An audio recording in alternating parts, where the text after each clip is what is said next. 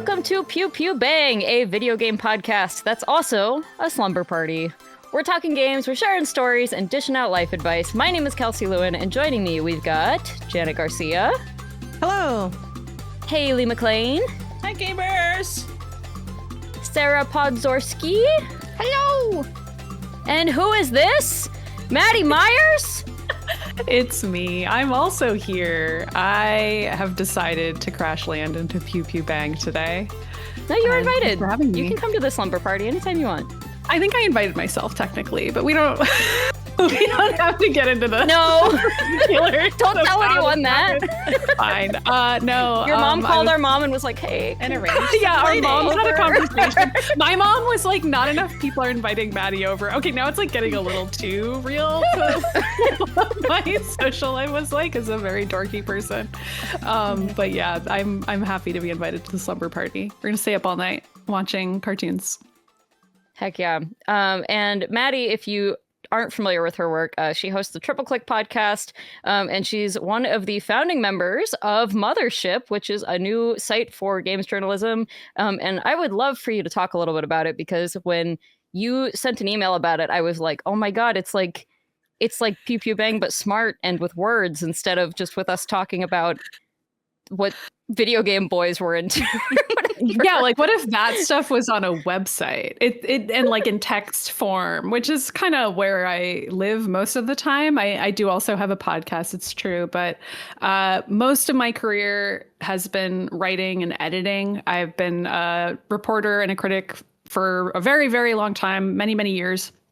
And probably if people recognize my name, they started following me when I started working at Kotaku in like 2017, or maybe they came on board when I started working at Polygon about 5 years ago. But before those two jobs, I actually worked at this smaller site called The Mary Sue that was like explicitly like a women's magazine style coverage of geek girl issues and content.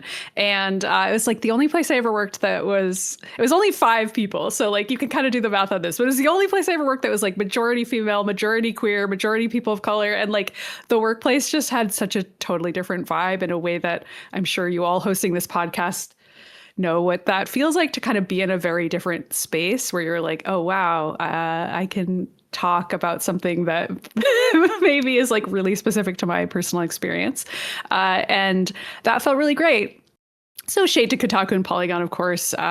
Those were perfectly fine websites, whatever. But after Polygon got acquired somewhat recently by Valnet, and that was around when I was like, wow, like I really don't own any of my work, like including all the work I did at the Mary Sue. I don't own any of it. I've been working for years and years of my life, producing articles for people who are profiting off of them, and I don't own them, and they can take them down whenever they want. And after they lay me off, they get to keep profiting off of them. And that just started to really disturb me for some reason this time around. Like that acquisition was one acquisition too many for me. It's not like it hadn't happened before. Like Kotaku was acquired when I was working there famously by Jim Spanfeller, who really mucked things up. Luckily, they have a new acquirer now, and they have a whole different kettle of fish over there. But like that's kind of what I'm talking about, is like these websites keep getting acquired and sold off, and different owners have different opinions about how they should be run. And I just didn't want to do that anymore. And I felt like what I really missed was also some of the energy that the Mary Sue had. And I mean, the Mary Sue still exists, but it's a very different website now. Gamers Group actually acquired it, which has kind of like a similar economic ethos to Valnet. It acquires a lot of sites and usually lays off everyone and kind of changes the orientation of the site, which is a common economic model. And so I was just like, I just want to do something really different from that. I want to make an independent website of my own, and I want it to be in a women's magazine style, but cover video games. So what would that look like? And that's what Mothership is. Sometimes I say it's for the girls, gays, and theys, because it's also like, it's about gender and identity, but it's also just fun. And it has like frothy, ephemeral content on there, like silly stuff, but it also has some serious stuff. It has serious reporting. I really believe in like investigations into misconduct of any kind, like be it like gender-based discrimination or harassment being done by people who are affected by those issues. I think that's really important, regardless of what field you're in, by the way. I like believe in that across the journalism sector. And that's really meaningful. So that's something that Mothership is going to do. And I stand by and have a lot of experience editing that kind of work. So I am proud to say we've already launched the site. We launched it on January 26th. We've got articles there. We have many paid subscribers, but if you're listening to this and you think you'd be interested in it, I would absolutely love to have you, because especially paying for the lawyers for those investigations is the part that I was like, oh boy, this is more expensive than you might think. So that part, I've really appreciated that we've had some early subscribers who are like, they hear the pitch and they're like, I'm on board. I'm into Mothership. So mothership.blog is the URL if you want to check it out.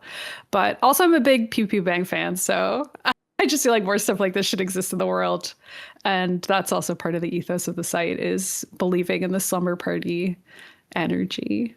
Yes. Yeah, I am so excited about Mothership. I just, like I said, when I read your email, I was like, this is fantastic.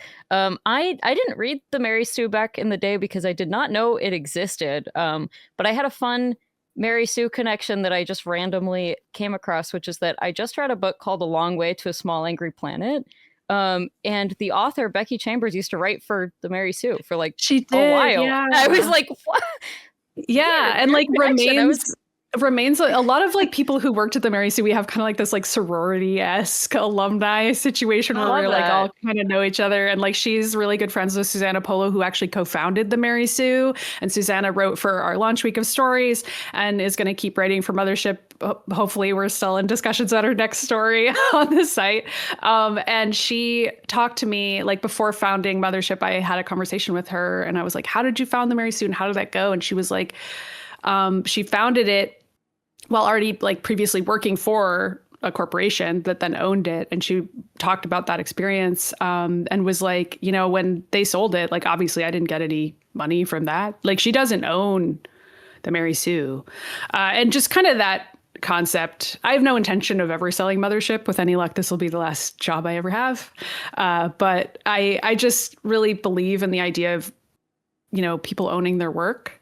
And that's something that I think we all kind of stand behind, like, you know, people making something and being able to engage with their subscribers and supporters directly and having them pay for something and see the results directly, I think is probably the only way forward for podcasting, video, editing and creation and journalism too, I think. So it's been nice. That's the future. It's been nice seeing like an uptick of that these days. And it sucks that it came, you know, on the heels of basically the entire collapse of the journalism industry. But it's heartening to see that so many people are like, no, this is important and we're just going to start over and it's going to be harder and we're going to get paid less and it's going to take more effort. But like, this is important and it needs to be out there and it needs to not be owned by some asshole. So yeah. I mean, it's also like I just to kind of like briefly get into the finances of it. Like, so I co-founded it with my colleague from Polygon, Zoe Hanna, and she and I are taking like the smallest piece of the financial pie, and the biggest piece is freelancers, because we really want to just have a representation of a lot of different people who aren't like us on the site, but still speak to like the message of Mothership and what it is, which I feel like people have understood immediately, and we've had so many great pitches that I'm really excited to run soon. But also just that's really meaningful to us to be able to support so many out of work writers who are also in situations where they're like, there's nowhere to pitch to anymore. So even just like being able to announce Mothership and having writers come to us immediately and be like, oh my God, I have so many ideas, was so gratifying. And to also be like, oh great, we have like some early subscribers, so actually we can go ahead and greenlight some of these, was even better. It just felt great. So we're really still riding that high. Yeah, it's cool to see that y'all have like a baseline rate of 250 per story, which like it is wild how often rates are like so much lower than that. And I think the space has gotten really dark for that, where I know I've also explored the idea of, what would it mean to have other writers like write on my site? What would I pay them? What would I want to pay them? And I think it's really easy to be sort of you can grossly underpay and you'll still be paying way above. And it's like, no, we should do better than that. Like we should try to create, a respectable medium to at least be on, writers never get paid super great, but like looking at other fields of journalism, the floor is like so much higher than ours. And especially like when it comes to people launching their own sites, like I think unfortunately there can be smaller projects that still have like the same problems again of like how they sort of are like racing towards that bottom line. So it's good to see like a place that like honors the work that writers are doing in a way that's like really meaningful, which is like the check you get for the work you're doing. Because else you can just, write for yourself. But like the idea of getting both the editing, the space, but also some money for your work is like so important. So shout out to that because, it's unfortunately not very common. Yeah, it was really important to me to have like a $250, that's US dollars rate as like our baseline. And even that, I'm like, I hope to increase that someday. I have no idea when we'll be able to afford that, but like even that rate, I'm like, that should be higher in my opinion. And part of why that's possible is because Zoe and I are getting paid significantly less than that. And that's just a decision that we made going into this, because we both have savings from having worked at Polygon and having worked in journalism for a long time, and also really believing in the project. So we're the ones who are like, we're willing to like take that on and work for less for a time period, on the promise that we'll publish really great stories and we'll pay the writers more. And that'll be what helps people understand what the site is and also be willing to pay for it. And then hopefully everything goes up in the end. So go subscribe to Mothership. Yeah, mothership.blog is the URL once again if you want to check it out. Give it a read. Yeah, help them make some awesome content and pay people to make some awesome content because Lord knows we need it in the world. Yeah. But the other reason we have you here today, Maddy, is way more important. Let's get it. Let's get I don't know about that. Yeah, you're fulfilling a very special role today. Yeah, no, but this does matter, though. This does matter a lot. Go ahead. Today, we are talking about Metroidvanias, and this would be probably a terrible episode if it was all three of us Metroidvania haters versus Janet. So we needed at least one more person in Janet's corner. Janet called a friend. Janet called a friend. Janet's mom was the one who called my mom and invited me to the sleepover, actually. That's, I think, how this went down. They said you didn't want to play my games. I played your guys' games. Can I pick this one? Janet's played all our games. Janet's played after making Janet do horses. Janet doesn't want to play horses. She didn't want to play Wii with us. Wow. But she did it anyways. She did it for hours and hours. Yeah, we were internally calling this episode Janet's Horses. The Metroidvania episode. Oh my god. Okay. Well, there's not that many horses in Metroidvanias. I'll say that. And maybe there should be. There's room for growth. There's still time. There. You're either a horse girl or a Metroidvania girl. I guess there's no crossover. But yeah, so Metroidvanias are obviously they've become a very, very popular type of game, and we'll get into the like full definition of it later because I think it'll actually be a fun debate, because actually nailing down what constitutes a Metroidvania is controversial. I think it's something that not everyone agrees on, but I do think what's fun about Metroidvanias is there actually is a canonical correct answer for what is like the quintessential Metroidvania. Do you guys know what that is? Well, it has to be a Metroid or a Castlevania. Is it not that? Castlevania 1. No. Castlevania. Is it neither of those two franchises? It is, yeah. Okay. And is it Symphony of the Night or Super Metroid? It is Symphony of the Night, yeah. Okay. So the Great term game. Metroidvania is really fun, and there's an amazing video by Kate Willard that is like an hour long and goes through like the really nitty gritty of how this term came to be.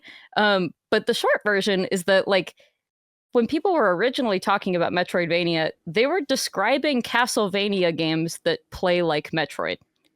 Like they were calling Symphony of the Night Metroidvania in the same way you might like, oh, I wish I came armed with a with like some kind of a game of Souls-like, for example. I mean, that's not but instead it would be like them replacing a word in a title with souls to like communicate that like this game is so Souls based Well, I guess you see that the it joke. might as well be in the title.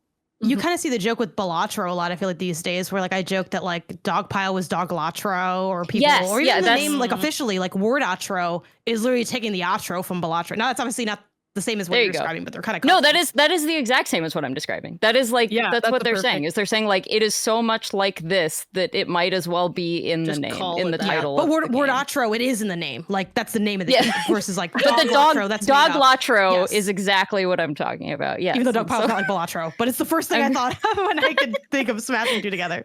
I'm glad you had an example. But yeah, Metroidvanias have a really interesting history because it's one of those where like every time you think you're at the starting line of inspiration, you like pull another thread and you're like, oh, but that actually came from here, and so on and so forth, until you can go back to like the beginning of video games. So I mean, you can trace it back to things like Adventure on the Atari 2600, which is not a Metroidvania, but like the concept of like I need to go around and I need to find things that are necessary for progression, and I may need to go into places I have previously been. Like that is an old thing. But we don't call all of those things Metroidvanias. That's where I Unless you got do. stuck. Yeah, me On too. my journey, where I was like, Yeah. but that's not a Metroidvania? And they'd be like, no. And I'm like, fine. I mean, you could like But think some about it. Like, people it is. I mean, this is what we're about to get to. Is Yeah. like I feel like it's kind of like one of those. It has emerged into a gaming genre term that has like kind of a bullet pointed list that's fairly long. And if it has maybe the majority of those items on the list, then it might be considered a Metroidvania. That's you can.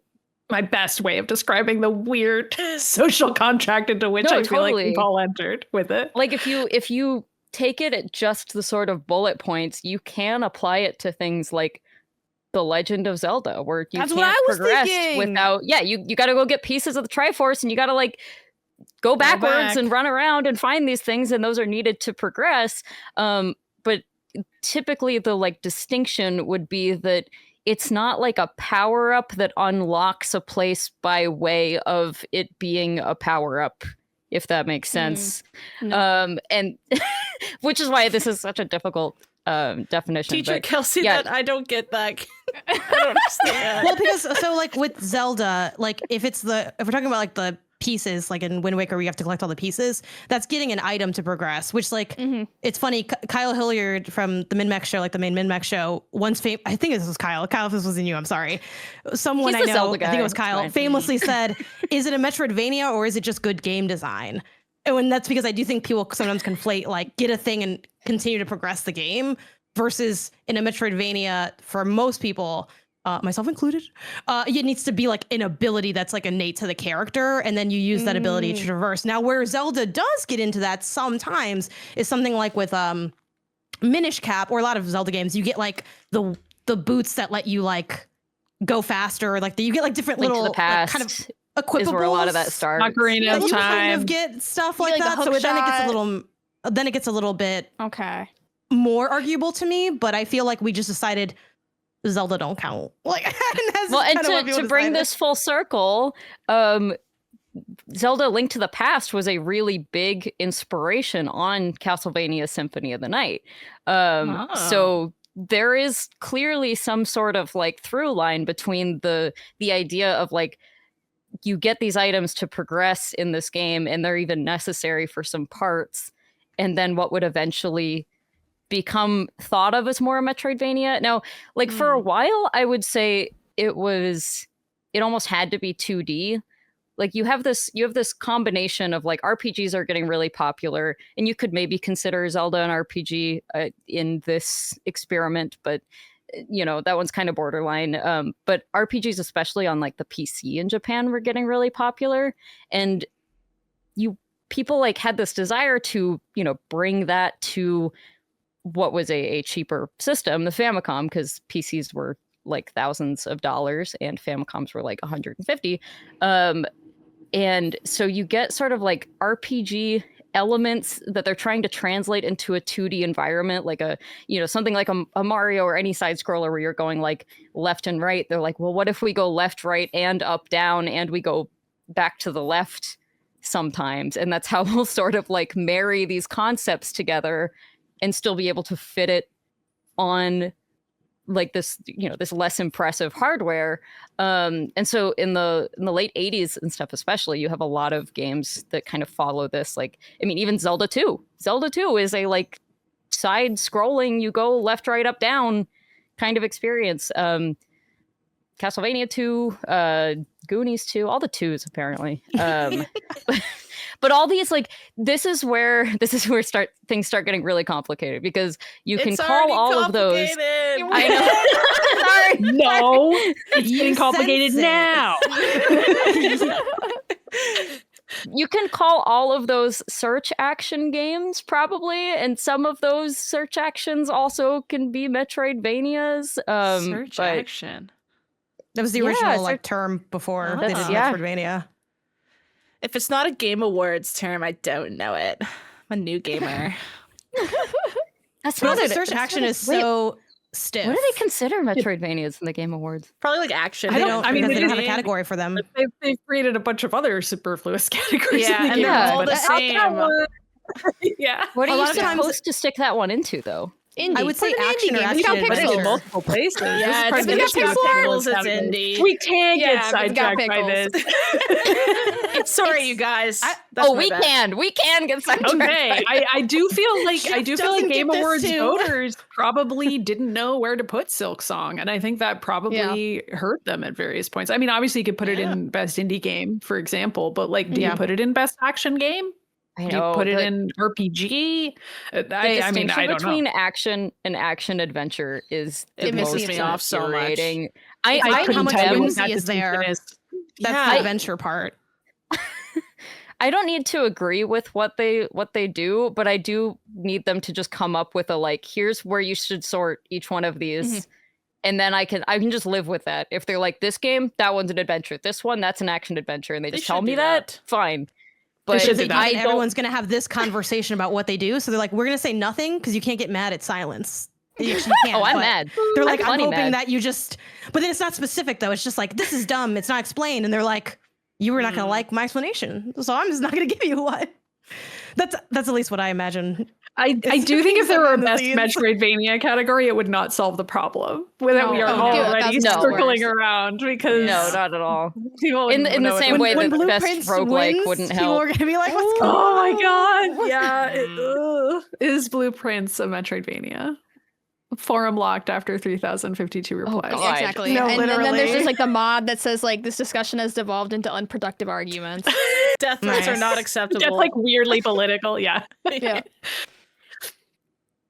But yeah, so okay, Kelsey, all that to say, it's got a complicated history, and you can pull from its origins from a lot of different places. And I think that it is, I think it's fun that the term evolved out of something that was very explicitly describing one game, and then eventually a small handful of games, which was just the other Castlevanias that people thought played like a Metroid. Like, again, Metroidvania was just a term for Castlevania games that played like Metroid for a while, until it wasn't, and it defined everything that is related to the genres at all. So that's my little history lesson. You guys see what I'm talking about?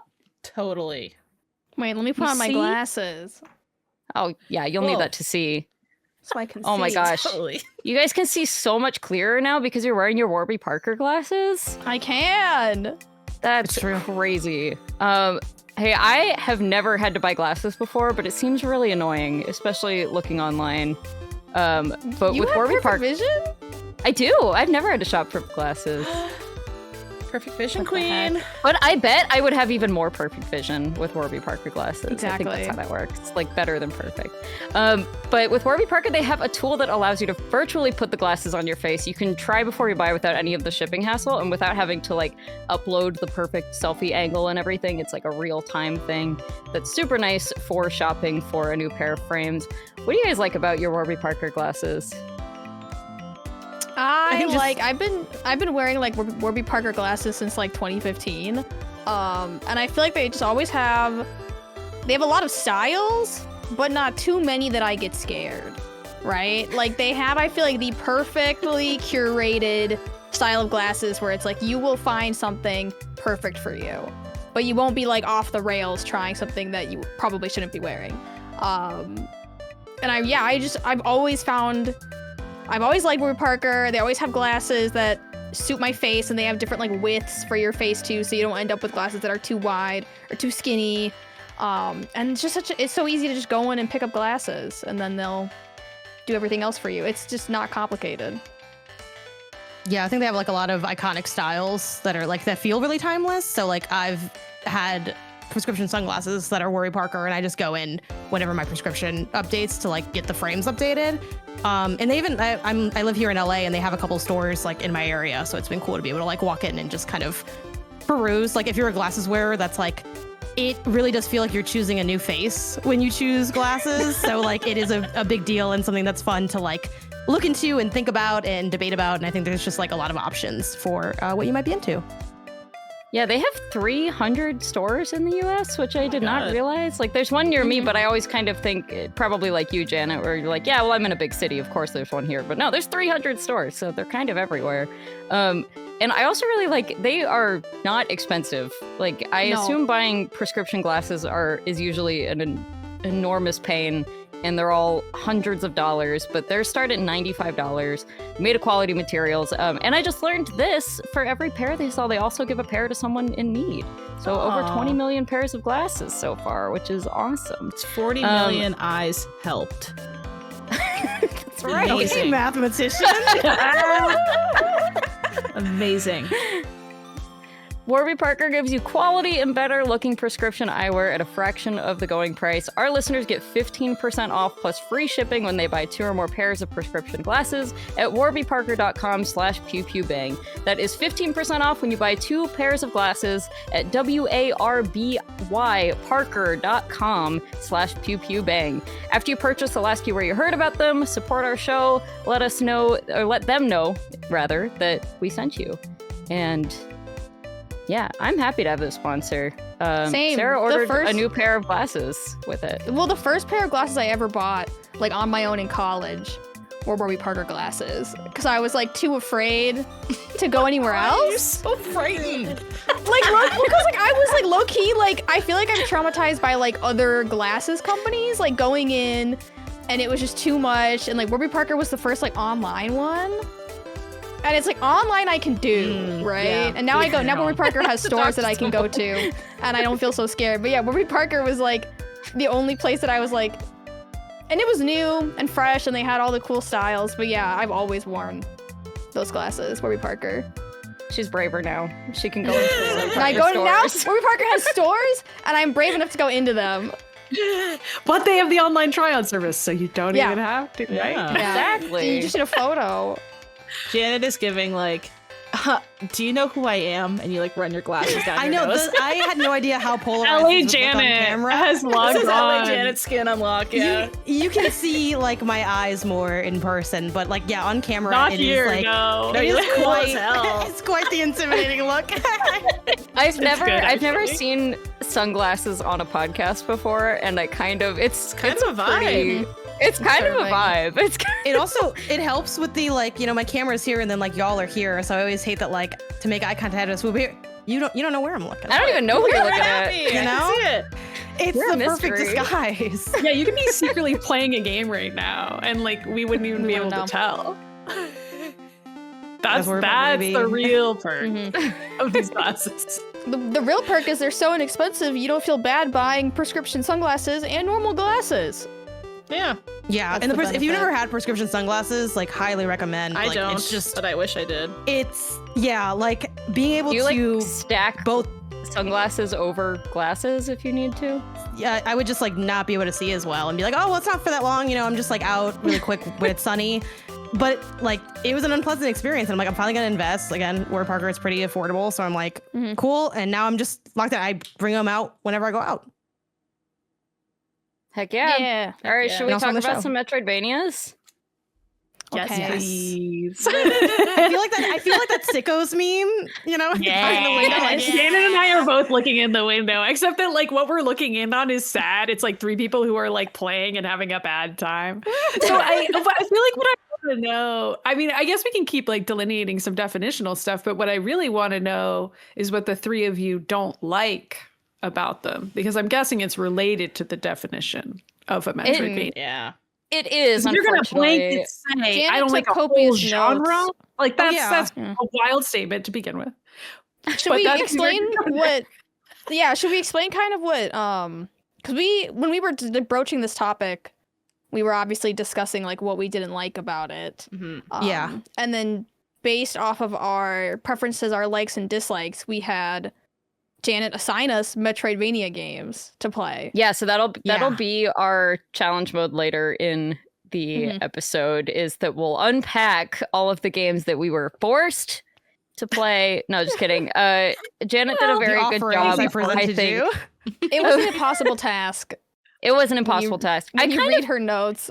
I kind of want, Janet, do you have those notes? Because they were really do. funny the They were way really funny. you wrote them. Because you had us describe how, like, what each one of us didn't like about Metroids or Metroidvanias, and like what specific things we needed to sort of overcome in order to potentially enjoy one. Yeah. So do you want me to read like the notes I had sent you guys, or the notes I took on your tastes?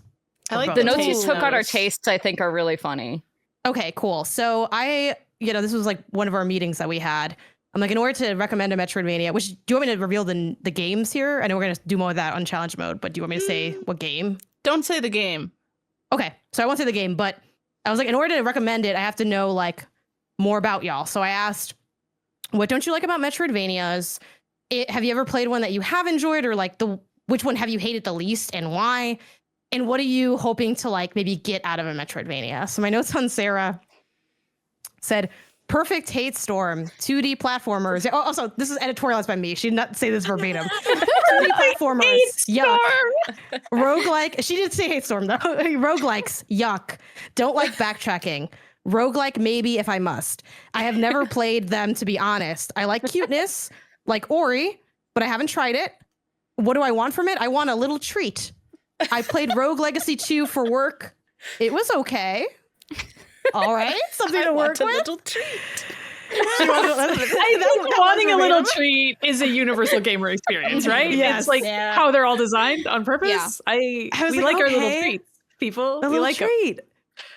I wish I remember what Kelsey's- Sarah said for Janet to write down, I want a little treat. I want No, a it little might have treat. literally that was just said that. verbatim. That was Yeah. verbatim. Yeah, and I think want a little I treat. want a little I just feel like the I get carrot it. of Metroidvanias needs to be stronger for me. Yeah. Yeah. By which you mean like a cute little outfit unlock or something like Well, just that. like it wherever I'm going, I feel like Metroidvanias haven't sold it enough for me, you know? They're like, well, where you're Yeah. going is a boss fight, and then after that boss fight, probably more jumping, and then after the jumping, and it's like I need something You really didn't like want to jump. like I need like a Don't like cleanser 2D in Town platforming. builder. A little Yeah. reward for coming back Is it unscathed. Is part of it that you can like see? Because I feel like in a way, to me, when I think of good game design, I think of like almost it being hidden, where it's like it feels so natural to the game, but the designer's hands under it the whole time, and that's really cool. Is one of your problems with Metroidvanias perhaps that like you can so clearly see the bones of the structure that you can't like lose yourself in the game because you're like, let me guess, let me get the blue key, and then I get the green key, and I open a Yeah. green door. Yeah, I think a little bit of that, but I just feel like I cannot conceptualize of like a vertical 2D space. Like I don't I feel like I get lost immediately. I get lost Yeah. in it, and I'm like, I see the platforms, and it's like usually in Metroidvanias they're like, you're here and you need to get over here. And I'm just like, I know it's gonna I'm be a with bitch to you. get over there. And I don't I don't want know to. why I don't know why a vertical 2D space is so much more difficult Yeah. for me than like a 3D space even. Mhm. Like I just up and down and left and right seems like all you have to do is like knock it over, and then I'm like, "Oh, okay." But like sitting straight up like this, Yeah, I don't know. either. I see So it. Mario straight out. We can't do Mario here. Mario's I kind of don't you know how only friends go. You only go like left just to go right, left, right. maybe. Okay, Goes up okay, a but little there's bit. still platforming involved sometimes. Yeah. It's in the Which sky is- sometimes though, like the hidden stuff I is think up it's there. because half of it is like it's kind of like a maze, right? Like the Metroidvania is also a maze in itself, and I feel that like is pretty key to it. I kind of have a rough time. Like I get lost in it so much easier than I get lost in like a 3D open world game versus a 2D open stage game. Like I think they purposely like do that, right? Like that's half the puzzle is like oh, which way do I go? Up to the left, down to the right? Well, can I ask a question for the panel? I am bad with, like, obviously I'm fine because GPS exists, but like I would otherwise be bad at directions. I'm so bad at directions. I'm so bad at them, and that's part of why I think this is fascinating. I'm so bad at them. Okay, same. I was really expecting you to say that you were actually good at it. No. God no. Well, we're not going to get into why I like Metroidvanias, but I do actually feel like that is a key to why I like them, because if you go through the same area often enough, then even I start to know where I am, which is just an experience I like having because it's so rare for me. But we're not on me. So Sarah, do you like first person games, or do they make you motion sick, or do you have any issues? No, I love first person games. I love the 3D open world games because it's like people. When I was talking about like, oh, I don't like Metroidvanias, I don't like them. Someone was like, well, technically, like, it's not a Metroidvania, but like Batman Arkham Asylum is like kind of a Metroidvania, and I'm like, oh, I like that. I like that game. But I'm thinking, I feel like Metroid Prime is maybe a little too Metroidvania for you, but like that the design ethos of Metroid Prime. I'm just referring to the first one here because 2, 3, and 4 actually kind of deviate from the format more, but. Prime 1 is like designed to be a 3D version of like Samus going on an adventure through a maze, quote unquote, but it's in first person. And the Prime games were the first games of this style that I ever played, because I really loved first person shooters when I was younger. Not like now, I don't know why I'm phrasing it like that. Of course I still love them, but like that was how I kind of got into the genre, was through the Prime games, because this was already a genre I was familiar with. And then I was like, oh, cool. Like this is really, yeah, exactly. Yeah. Because like now I feel like people kind of associate me with Metroid and Metroidvanias because I've become such a fan. But there was a time period in my life when I didn't know the genre at all. And the Prime games were just like kind of an easy fit for me, because I was like, well, I already like shooting at stuff and like dodge rolling or locking on to an enemy and shooting at a guy. And that's all fun to me. And like, you can just get through Metroid Prime 1 without even really thinking about the fact that it's a Metroidvania, I would say. I mean, it is, but I don't think that's a huge part of it. However, I don't know why I'm convincing you. Janet already picked out a game for you. And it was a Metroid Prime. Because I know it wasn't, because you've never played them, because we were on a different MinnMax show together where you told me that. And I think you might like them, but that's neither here nor there. Yeah, I think that could be a good pull, though. Unique. Because it is 3D. But yeah, and I don't... No, go ahead. I mean, I feel like my other examples would be like kind of weird out there ones, where like sometimes people see like Dark Souls 1 as kind of like a Metroidvania, because this is why this is such a hard genre to talk about. And I don't know that I agree with this. Calling kind of everything. I know it becomes kind of maddening at a certain point. Like for me, I think I lean a little bit more towards the purist side. I don't care. Like who cares about being prescriptive? It doesn't really matter what I think. But like in my personal head definition, even though I'm not going to like be rules police about anyone else, just for me, I usually do see it as like a 2D puzzle platformer in the style of the original 2D Metroid games. I see Metroid Prime is like an iteration on that concept, and like something like Prince of Persia: The Lost Crown, which is also a 2D Metroidvania that I really loved, or like Hollow Knight: Silksong, and those to me are games that I'm like, these really clearly fit into the lineage of what I see as being like the Symphony of the Night Metroidvania classics, games that are clearly inspired by Metroid 1 and on. And it's like very easy in my head for me to like map those things into the same category. But part of what I see as another like bullet point in the list is like something really cool about Super Metroid in particular that has in common with Dark Souls. This is like the nerdiest I've ever been in my freaking life. Sorry, I just had to break character. Is that like after you kind of have backtracked enough in Super Metroid and you've like started to collect your power-ups, you kind of see the Matrix, as it were, at a certain point, and you start being like, oh, whoa, like this ability is actually associated with this area, but like I was there before and I remember this. And like, now that I'm picking up this ability, it actually looks a lot like that other area I was in. And like, eventually you backtrack enough that you're like, I know the fastest way to get there. And then you keep unlocking more and more shortcuts to get there. And then you're like, oh, these shortcuts are making this even faster. And like the backtracking becomes its own reward because you're like knocking down ladders, which is essentially what you do in a game like Dark Souls, where the map is stacked on top of each other. But when you first start playing Dark Souls, you don't know that. At least God knows I didn't. But like it's slowly revealed to you over time. Like as you unlock those elevators and like kicking down ladders is a big mechanic early on in that game, where like, or like, you know, finding different parts of bridges and like hidden doors and stuff like that. And like unlocking a door from one side where it was locked on the other. And eventually you're like, oh my God, I'm here again. And the more you play of Dark Souls, the more you're like, oh man, I actually know exactly where I am. And again, as someone who gets lost all the time, that is like a soothing sensation I never experience in my real life. Like at no point am I driving around and I'm like, I know where we are. Like my wife does that. And I'm like, that's cool. I don't recognize anything. I can barely find my way home. Like, so like having that experience in a game is so rewarding to me. And like, that's part of why I'm like, I actually can kind of see the argument for something like Dark Souls tapping into it, because the map is all connected. And as you unlock different pieces of the map, you realize that the world is smaller than you thought it was. And it's actually faster to navigate than you thought it was. And it's not all like quote unquote backtracking, which I agree is boring if that were all you were doing in like a very rote way where you're taking the identical paths over and over again. I love hearing this because like the way you're describing it sounds great, but then in practice, I'm still lost. And I wind up like, I do that thing that you're saying. I'm like, oh, I've been here before. And then you're like, great, I don't know.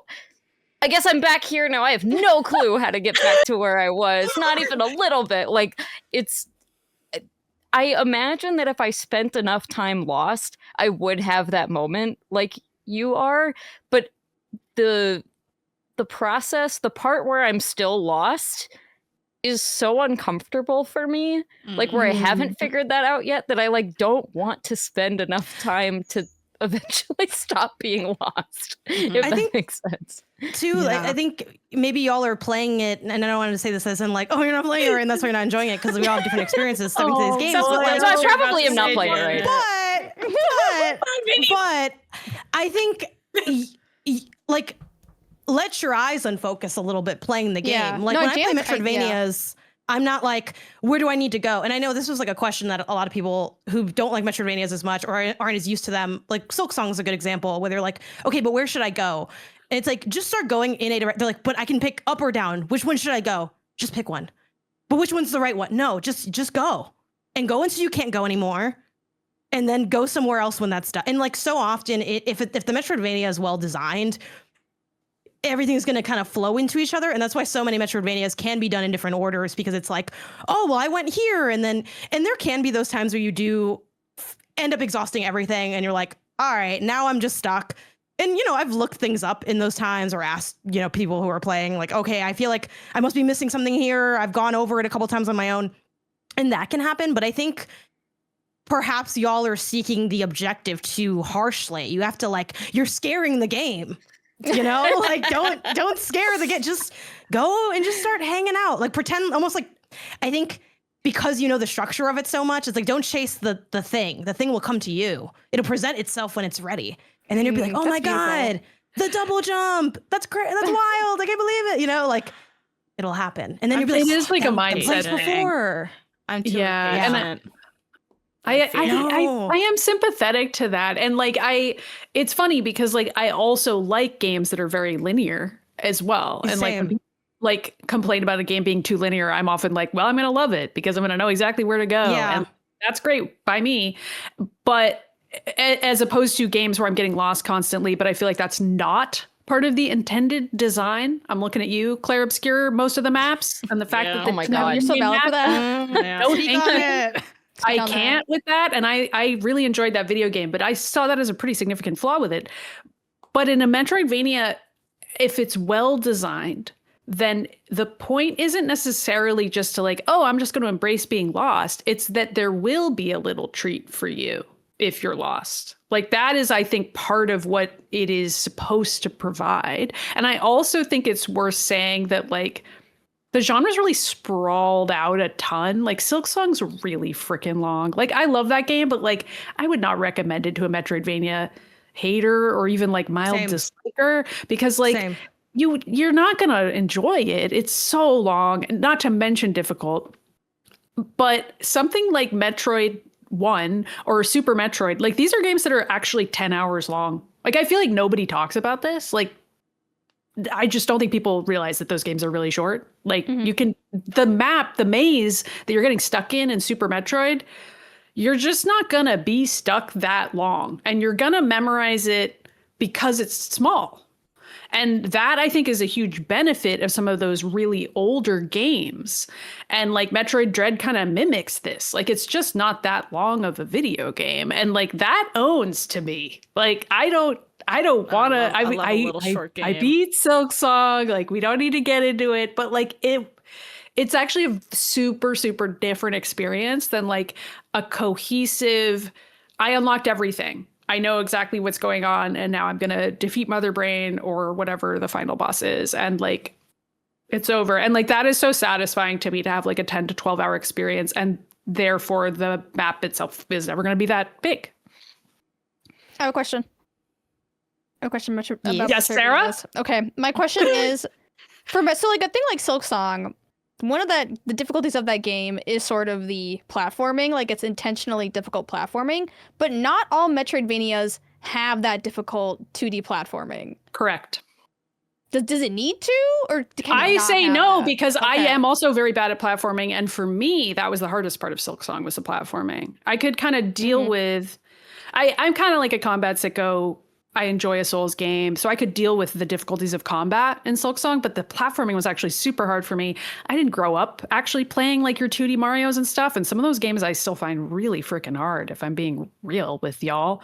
Like Celeste, I absolutely use those accessibility sliders, folks. Like that infinite dash, like I'm not getting to the top of the mountain without that. Hell yeah. So like I do not see, and also, I mean, I'm really talking up the original Metroids, but that's part of like what I'm getting at here. Those games don't have extraordinarily difficult platforming challenges in them. Yeah. They are platformers, but that's not the point of them. And if anything, they are intended to be environmental puzzle games where you look at something and you're like, okay, like I can go morph ball here and like I can like roll around in this little mini maze as the morph ball, but like there's this part of the maze that's like really high, and like even if I like use my bombs and I get all the way up to the top, it's like it just doesn't seem like that's like the intended route here. And then like later you're like, oh, there's going to be like a sticky mode for the morph ball. I got to go back to that maze. That's going to be like how I get to the top of that thing. And then that's going to like unlock a shortcut to like this whole other area or whatever it may be. And like, that is not like, you can be a sicko who's like really good at dropping the morph ball bombs and is like sequence breaking is what it's called when you're like going to parts of the game, quote, like out of the developer's order, essentially. I'm not that person. I usually just play the games as intended, and I still think they're really wonderful that way. And part of why I like Metroid games is because I'm not like a platforming sicko. But maybe Janet feels differently. I mean, I feel like I've talked a lot about what I love about. I took over the show. No, I feel like have we strayed too far from God, aka Metroidvanias? Because I feel like now all modern ones, they do have like that platform sickoness, or they have like the roguelike aspect to them. Yeah, and the roguelike part is not mandatory either, by the way. Yeah, and like what you're saying, roguelike elements. I think those I feel like I would spin-off. Yeah, I would like the basic Metroidvania, and I feel like we're not there anymore. As many of just those. It's always like, oh, can you platform well? How good is your reaction time jumping? Like, and I'm like, not good. Yeah. I think it depends on, I would say like lightly unfortunate, because I do think it's cool to let more people play games, and like some things are like harder for other people. Like I think all games should have like some type of sliders on them, especially like modern era. That'd be my ideal, but you know, developers are going to make things how they make them. I do think a slight like an unofficial bullet point of Metroidvanias is they can be like quite like a little hard, like, and they're hard in some way. Like maybe they're hard in navigational challenges. Maybe they're like Metroid Dread. Like I'm not a combat sicko. I genuinely almost cried fighting that final boss because it was so hard. That game's hard. That game's hard. I was an adult. I was tears welling in my eyes. Valid. And I think that you and I were probably playing it before the easy mode was added, which I actually haven't played. But there is, at least now, it's called, I think. But it's still amiibo locked, right? Which is like ridiculous. Nintendo added a thing where they're like, you can get like more health whenever you want, kind of, but it's only with this amiibo, and you have limited drops per day of playing. Nintendo literally, I get so mad. Why are they judging me for playing for too many hours in a row is my real question. Why do they make everything like as awful as they can sometimes, even though they make really great stuff. It's like the best stuff ever and then the worst ideas combined into one experience. I do think a lot of them are platformer-y, but like definitely not all of them. Like you said, classic Metroid, like Metroid Fusion is my go-to. It's one of my favorite games of all time. Like I think you happen to jump in Metroid games, but I personally wouldn't categorize them as platformers. I think they just have like you jump sometimes, like you do in a lot of games. I think they're definitely, especially in the indie scene, are some like chiller, not like hellscape platformers, and even the ones that have a little bit of challenge. Usually those are relegated to pockets of areas. Like Ori is like a little challenging, but it's more like the tree was really hard. Like that part, the moment to moment is like kind of simple. So I think to answer your question, like there definitely are people making like Metroidvanias that aren't in that like cut from that cloth, or even like games that are just like Metroidvania like adjacent. Like I do think, I forget if the world thinks of Chicory as a Metroidvania, and I don't know if I do, but that's definitely in that grabbing the design vibes and sort of it's like having some of those elements. Feels like more of a Zelda game, but I guess that's kind of, I mean, again, we're going. I guess I would probably put in the Metroidvanias are inspired by Zelda games. Like, I feel so validated directly when you say that, Kelsey. Yeah, I mean, it's just true. I mean, I feel like also, I mean, I mentioned Ocarina in passing when we were talking about Zelda and Metroid because I replayed it recently, and I was kind of surprised by how much like ability gating there is in that game, and therefore how Metroid-like it is. And yet it is also one of the early examples of like a quote unquote open world Zelda, which is like how I thought of it. Like I thought I was going to replay it and be like, oh wow, like Seeds of Breath of the Wild. Oh, we're running across Hyrule Field, riding Epona around.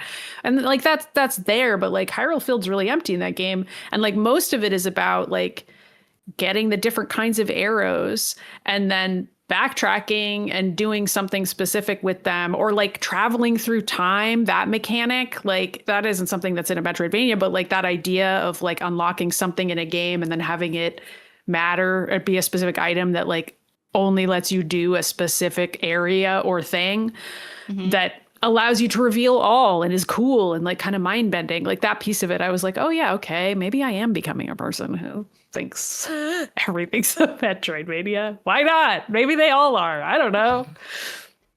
It feels like something where you like almost like it's a vibe based thing, except you can't, that can't be a real definition. Yeah. But, like I've heard some people say like it has to be atmospheric in some way to be a Metroidvania. But again, you're like, I mean, that's subjective, you know, like that's not a mechanic. That's just, do you feel like it's got, I think that is a commonality, but I don't think that's like a necessity. Yeah, that used to be one of my rules that I have since gotten rid of. But like when I was younger and more of a purist even than I am now about it, I'd be like, oh, well, the original Metroid was based on the movie Alien. So if the game doesn't have horror vibes, then it's like kind of not a Metroidvania, which was like kind of an insane take that I'm willing to mockingly kind of say in my silly voice now. But like, I do think there's like a vibes component to it as well, where it's like, if it's atmospheric, maybe that gets to be on the bullet pointed list. Like if it has kind of cool like music stings per area, for example. There's fog. Is there fog? Is there Which fog? is like when I feel like when the Dread trailer dropped and there was like fog everywhere, we were like, yes, like Metroid's We're so back. We're so back. Wait, so I want to hear everyone else's reasons for hating Metroidvanias though. Oh yeah, I can keep going down the list. So next person I wrote down was, I'm grabbing it, Kelsey, who generally said, again, this is my editorialization synthesis, I hate having to think about where I'm going too hard, and I hate looking for things. I don't mind a hard boss too much, but where the fuck are we going next, and why can't I find it? Special little item? Yuck. My yuck is the whole thing. Everybody's.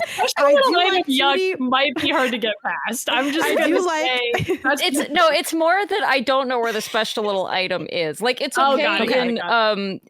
Sorry. I'm gonna pull a random one. Sonic Adventure 2. You just you walk up, there's the shoes. Okay, that's it's just there. You can't miss it. It's right there. Okay. Yeah. I actually misread my own notes. I did say, why can't I find this special little item? Yuck. Got it. Like that. There you go. Yeah. Okay.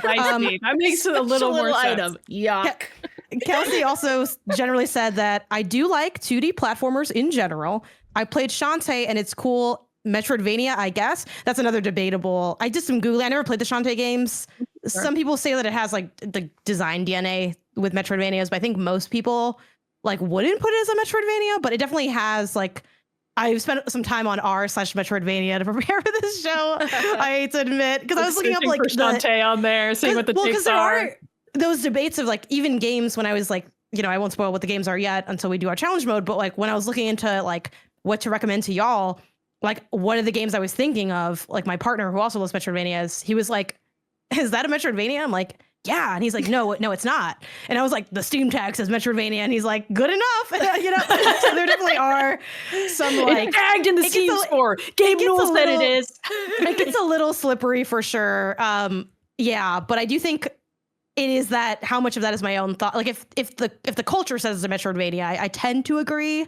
And when people try to get a little too cute, I'm like, yeah, but it's not really a Metroidvania. Mostly just because it doesn't really matter, again, what you label it as. But if you're trying to find good Metroidvanias or Metroidvanias to get into, it's you do kind of need to make sure it's the thing, or else you're not really doing the work that you intend to do. If you want to do that, again, you could we're just here to play games we like, and then the categorizations just help us, I think, zone in more easily, where it's I know I like this genre, and then we all kind of specialize. But that's why I'm Arkham Asylum, I'm nah, it's not though, but it's again, does it matter? Not really, but it matters if we're trying to, I think, if you're trying to gain knowledge in a genre, you might want to go a little bit more the annoying purist route. If you have a podcast and the title is Metroidvania. Maybe you want to play one, yeah. People are furiously deleting their comments as we speak, where they're like, oh wait, no, I'm that guy,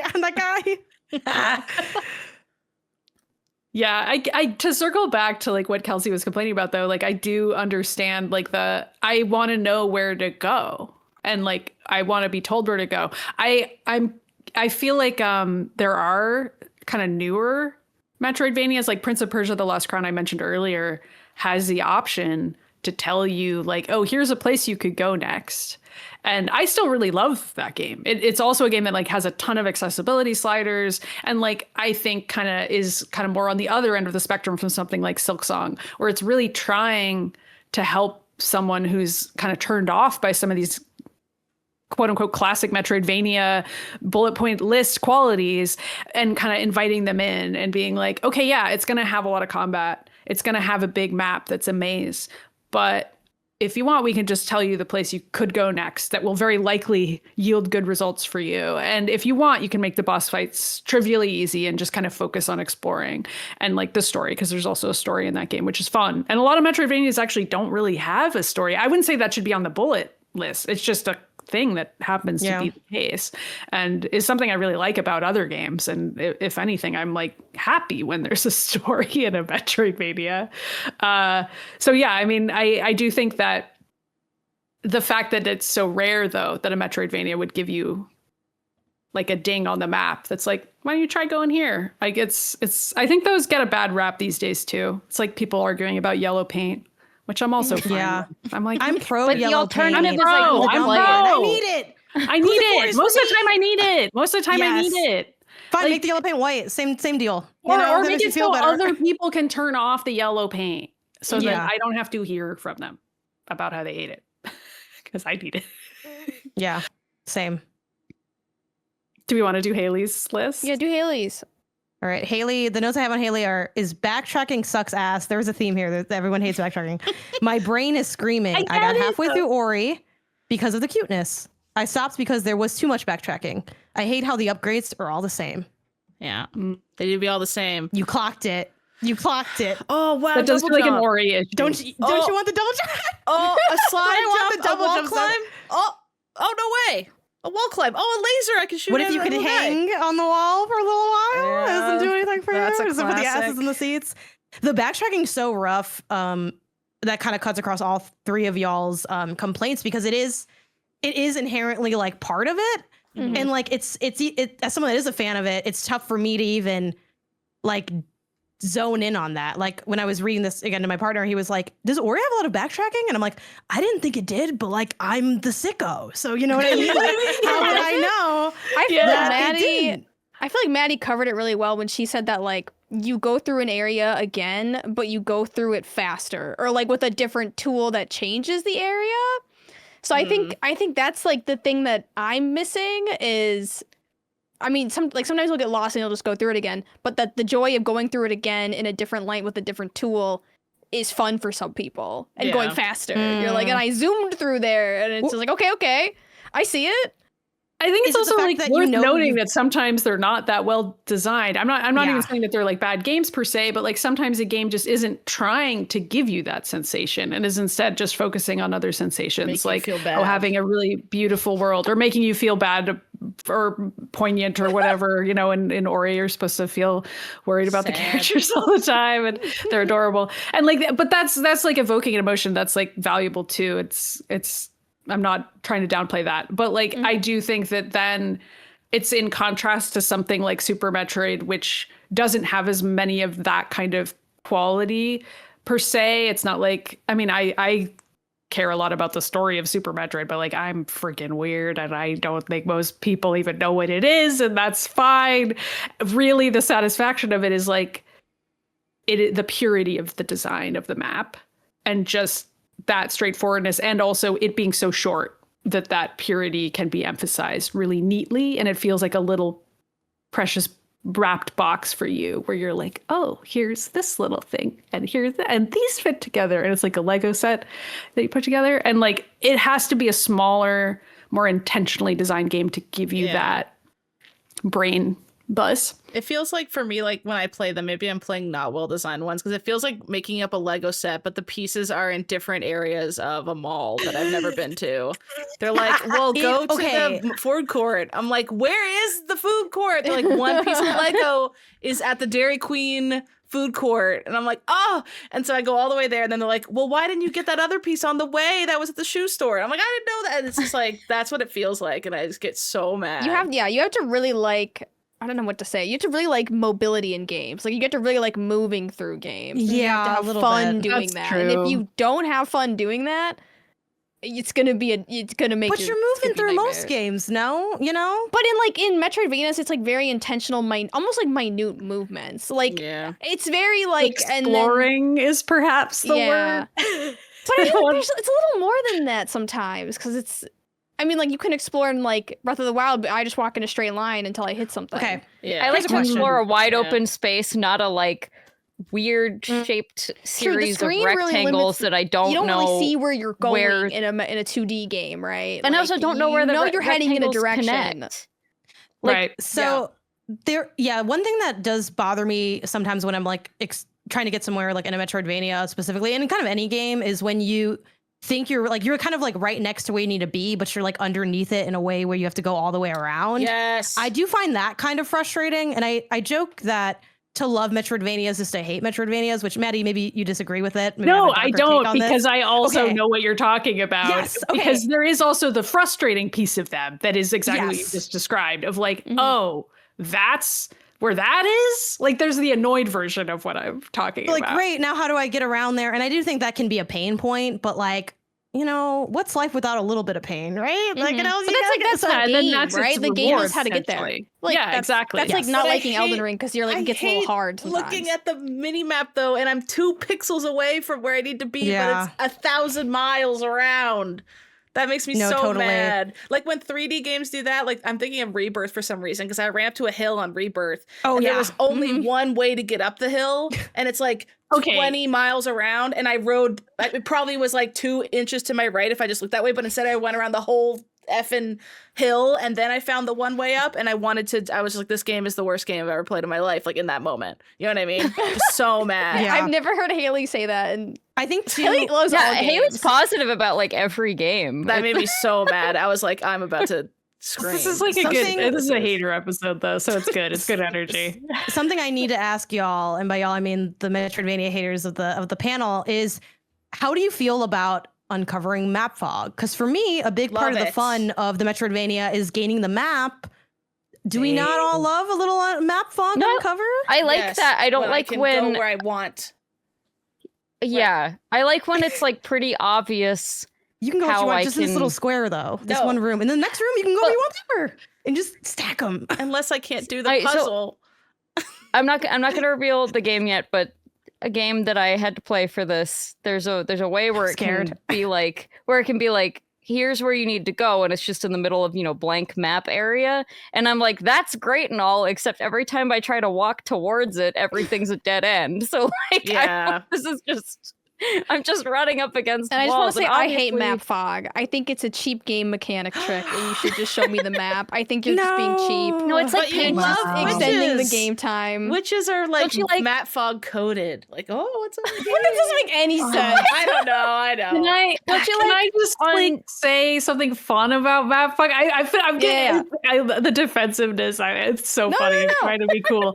Okay, so Silksong really plays into this trope, but like something that I always thought of as being true in Metroid games was, so in those games, there's not fog per se. It's like when Samus enters a new room, it suddenly appears on the map. Yeah. And like, you don't see places that you haven't yet been, which to me is like the ultimate satisfying thing, where like, it's not like you're looking at the map in the way that I think Haley was describing, where it's like, okay, I could see all these like tributaries or whatever, but I don't even know how to get to those. So like, why is this even satisfying that I like moved up slightly and I saw that there was like a path above me? I don't know how to get to that. I agree, that can be frustrating, but like seeing things only as you reach them then feels like Samus is taking notes. I do like that. In Hollow Knight and Silksong, it's literalized, where the characters look at a map and there's like NPCs whose job it is to take notes for you. And it's like as though you're building the map rather than like, oh, the game's hiding it from you and it's being revealed by the game or like the designer.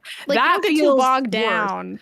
But like if you're discovering it, yeah, then it's empowering because you're like, I'm the one charting this unknown territory and I'm an explorer who's like discovering this place. And that's cool. Yeah, but just to dunk on Rebirth, that was a cheap map mechanic. Yeah, no, that was crazy. Do not make me climb a tower to reveal a map. Rebirth was nuts. Get rid of that shit. Wait, that's garbage. Isn't that just like Breath of the Wild? I also think it's bad in that game too. Oh, okay. Rebirth had very specific pathing in ways that Breath of the Wild does Everything not. that Rebirth could have done, they did a little bit messed up, except for the combat. That is pretty fun still. Yeah, the combat was good. I think we can all agree that whether Rebirth and the real criminal here is Rebirth the whole time, not these Metroidvanias. Yeah, we can all. I think we can all kind of kumbaya. Luckily, it's not a Metroidvania, so we can all agree that its pathing is unsatisfying. I think the reason I like open map fog, like sort of, just muted more in the like an open world map fog thing, is the same reason I like coloring in the whole screen in PictoChat. Yeah, you just fill the whole thing, and then you're like, I did it. I won PictoChat. That is how you win PictoChat on. Yeah, it's coloring in the whole screen. Yeah. I have two more things I hate about Metroidvanias, if I could. Lay them on the pyre. Lay them on the pyre. But what's interesting is they're kind of external. I hate when I leave it for a little bit and come back and I'm like, what the fuck's going on? Yeah, you can't put that thing down. No, I agree with that. So expiration date on Metroidvanias, it's like strawberries. You look at them and they go bad. Few days. and it's like, this is why I'm really like, they should be 10 to 12 hours. This is why they should only have a few days to play. And why something like Silksong. An old man in a corner who told me like, don't forget about the bench. And I'm just like, okay. And then like 2 weeks go by and all I had to do was sit in a bench on the top right or something. You know what I mean? And it's like, oh. And then that kind of leads into my next least favorite thing. Was it so hard to Google where do I go? Because what do you say? I am in the blue room. All the rooms are blue. Right. And then they go, make sure you have the laser. And I'm like, I have that. They're like, then you should be able to progress. I'm like, I have the laser. What game are you thinking of specifically? All of them. all of them do this. What you want to do is like how to get to whatever, and then it'll kind of like give you like the steps usually. But then you need to know what you're going. There'll be 10 of them, and I don't know which ones I've done and which I haven't, so I have to read like 15,000 words instead of the usual 10. I will say, this is actually a video moment for me. This is where I was going to say the videos. Yeah, the videos can come in and but really help. But then sometimes the video starts and it goes, make sure you use the sneakers, and then I go, game, where are sneakers? And it goes, once you have the ball cap, you can get the sneakers. And I go, where's the ball cap? And then I just spoiled like half the game to myself when I just wanted to know one thing. That's a tough go. But I am thankful we're living in an age where there is just like a 100% walkthrough of like basically every game. We're very as long as you're not playing it at launch, you can just like, that's the only way I can get through when a game is like, you know, I come to kind of an inscrutable part of a game, and that often happens in a Metroidvania kind of thing. And it's like, okay, I guess I just got to watch someone play this for a little while. And then you have to scrub to figure out where they're at, though, too. Yeah. You just watch it at like 4x speed, and your little guy's like running around like crazy. Yeah.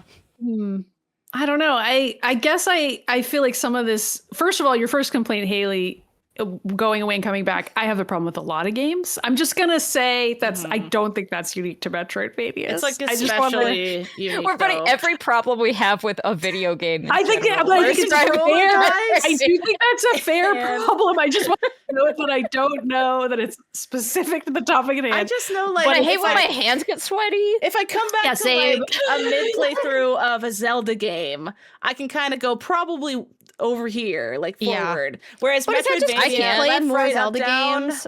Yeah, like you have the Zelda muscle, you don't have the Metroidvania muscle. Yeah, I agree with that, because I definitely can't come back to Zelda games and know what I'm doing. Yeah, no I feel like I'm not good at that. But to each their own. Regardless, I see where you're at on point 2, and some of this again, I'm like, ideally, the game is so designed in such a way that breaking your heart. Yeah. Point 2 of my factum. Please proceed. I'm gonna diss some Metroidvanias again, because I'm like, ideally the game is designed well enough that if you're looking at a like 100% walkthrough, no commentary, even though it seems like there's different ways to play every Metroidvania, there's usually actually a way that most people play it. And if you were to scrub through it, you'd be like, okay, this is the whole chunk of the video where they're going to the water zone, and like maybe they're like backtracking that one time to go there, but then they're pretty much in water this whole time. And then, okay, here they're in lava or whatever it may be. And so like, that's kind of like where you find your place, quote unquote. And then within that, you'll probably find that that person is getting stuck or exploring in like the same place as you. And I tend to find that experience to be also really validating about Metroidvanias, is that I'm like, oh, cool. This is like a place that's like maybe intended to be kind of hard. And you're like kind of watching the person's avatar on the screen, like sort of walk back and forth and be like, okay, like where's this thing? And then they like discover a hidden block or whatever it might be. And that, I don't know. I just feel like that's like part of the magic too.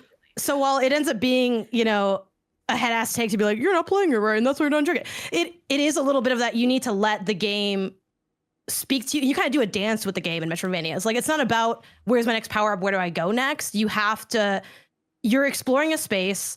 If something catches your eye, pull on that thread. Like, these are games that are designed around your curiosity with the environment. And if you keep leaning into that curiosity, you will often be rewarded. Sometimes it's with like, and something that I really like about like the more modern Metroidvanias is you can kind of, to some degree, buy your way into information as well, where it's like, oh, you can buy this map piece and then gain more information. So everything kind of feeds into each other. Like, but I do think it is weird compared to other games where like, in Kelsey, not even just the Metroidvania that I had you play, but so many Metroidvanias do the like, and even Silksong does this, of the like icon of where you generally need to go. But if you start just going in that direction, it's not necessarily going to get you where you need to go, which is counterintuitive to like every other video game. You have to just kind of you just are. And then you'll end up where you need to be.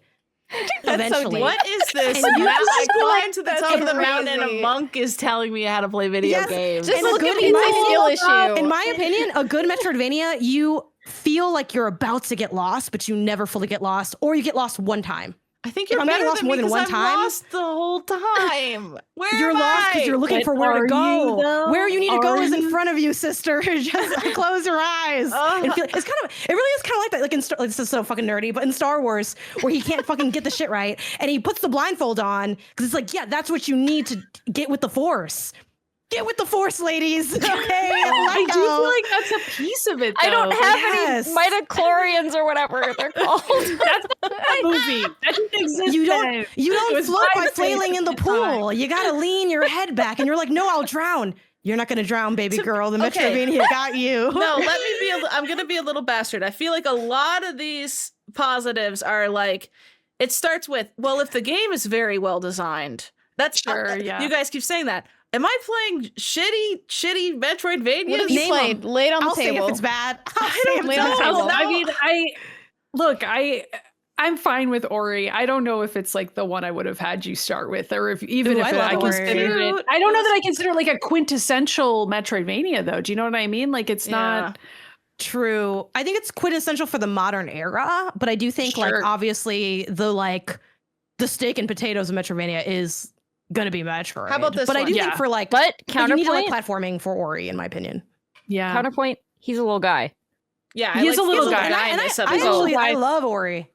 So But- you know this is like the difficulty that I feel like Janet and I are facing is that we're like, and we have 3 people who don't like this thing, so we're like, okay, well maybe they played the wrong game, or they're playing it wrong. But what we're about really this struggling one? with here is I that played- They're people have definitely just different wrong. preferences and different I brains. played 5 and- hours of Prince of Persia: The Lost Crown, and I Okay. was livid. Is that Oh, game I love good? that game. Oh no! I think that game's What? I was fantastic. hoping you'd be like, What? no, that was a bad one. That was a bad no, one. I like No, I it's like so good. that one. Damn Okay, it. so what It's what stupidly that game good. actually that's like an example of one that holds your hand a lot. Was that I something that you liked didn't the like? cameras. I liked the camera, and you took Okay. a picture to come Did back. you Yep. play in like the assisted mode, the guided mode? No. Mhm. Well, Okay. I'm not a There's a baby. guided mode that tells you where to I go. want to be able to Oh. play my Oh. game. I know You're not just baby, want you're to be a baby little girl. bastard. It's different. I'm a It's little different. Wait, bastard, not a no. baby. So why were you livid? What made you angry about it? Okay, so Combat, like when I getting first saw the camera thing, I was like, "Oh, this is great!" Like now I can remember. Can But you then explain what that is? Yeah, too? you want to Yes. explain the People don't know. mechanic? Sorry, this is a great mechanic where essentially you see a chest that you can't get to because you don't have a double jump. It's up there. You can go to your map, take a picture of it, and then put a little icon like for a chest, and then you go, I need to come back here when I have double jump. Great job. So that checked the box of I feel like I forget everywhere I need to go. But then I would go to the other side of the world, I'll go over there, and then I finally get the double jump, and I'd look at the map and I'd be like, okay, I gotta teleport there and then walk 3 squares to the left, 1 up, 1 more to the left, and then I can get that chest. I was like, Yeah, that I don't game fucking literally care has anymore. fast travel. Are we? Yes, are but we? you I was still gonna say, gotta first of all, do it. teleport. Travel. Okay. Fast travel teleport, and I'm Well, like, I think too. I would rather Are not we go just- look at that chest and then maybe feel awful inside that I know Well, there's what a you wanna delicious do- treasure and I'm too lazy to go get it. No. You want to the art of the cleanup is, I think. Well, again, it's too objective. Like it can't just be, oh, I got a double jump or whatever, and I'm gonna get this chest. It's I know I'll be back there later. I don't know that. And when I naturally go back there, that's when I'm gonna hit. Or you know what? I don't know what to do right now. I'm gonna do some cleanup.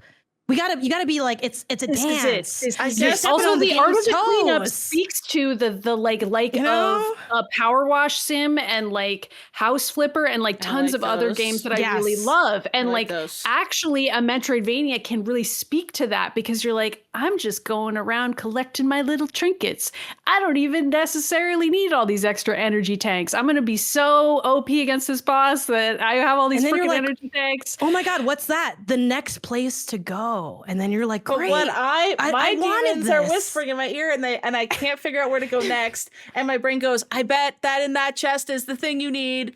And I go, probably not. It's Aw. probably just a heart piece or something. And I go, no, it's probably the claw shot you need to go up there. Prince of Persia, it's like a pair of fucking pants. Persia Yeah, actively whatever. like Layers mean. I feel like you gotta try. Well, you don't have to do anything, but the assisted mode kind of speaks to that because it does actually like put a little mark on your map that's like, I know, I this should is gonna say be that. where the next item or the next like actual thing that you really need is. I think it And comes down to then you can they choose to make me do that feel or not. like a dum dum, and then when they're like, "Do you want dum dum mode?" and then I'm like mad, and I go no, and then I end up not liking No. it more, and then I just give up. I think that's what Mhm. happens. It's definitely Well, it like would a help if they perseverance stopped thing. calling it It would help if they stopped calling it Dum Dum mode. That's Yeah, me in why my did own they do head. that? They didn't Yeah, call that'd it be- like little baby asshole mode. Here's a question: Yeah. Is there a name they could have given that mode, Haley, that would have let you pick it? Because I think it's called exploration mode or guided like, mode. maybe I think that's like what it's Guided called. mode. Maybe like Bad bitch mode. speedy mode. No, it's speedy mode. Speed I'll run take mode. like I hate Okay. Metroidvanias Mode. mode. Speed run Oh mode. yeah. I hate Speed Metroidvania run. mode. / speed run. Metroidvania hater mode. That would be cute. Metroidvania hater mode is a really funny thing to call. But then that. if I I bought this Metroidvania and I need to play I it do and I hate hate it, though. Metroidvania. I think mode. we've all said, I think this time it's going to be different. Because, we all have genres that, like, we don't course. tend to like, that you might, let me take a little sneaky peek, see what happens over here. And then you're like, oh, I hate it again.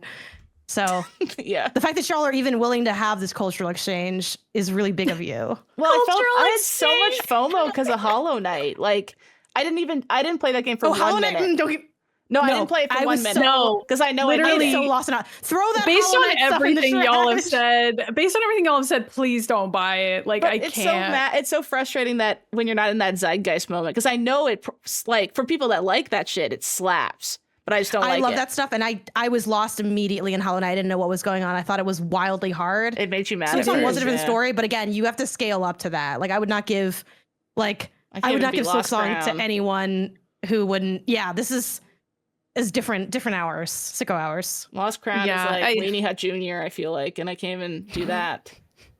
I Well- mean, it is nice. I think it has some really nice design elements, but it does still have, like, because the Lost Crown obviously came to mind for, like, this exercise, and I thought of it for, like, Sarah for a moment because Sarah loves combat, and I'm like, it's got some really cool combat. Yeah. But it's also, like, quite a platformer, and I'm like, nah, I have to throw it away for that reason, because that is a big part of that game, and, like, the platforming can get quite hard in that game as well. Usually for optional stuff, but it's definitely a game where, like, as a platformer fan, I loved the platforming, and that's how I knew that I shouldn't recommend it to Sarah. If I was like, oh my god, I love doing that, I'm like, no, throw this away.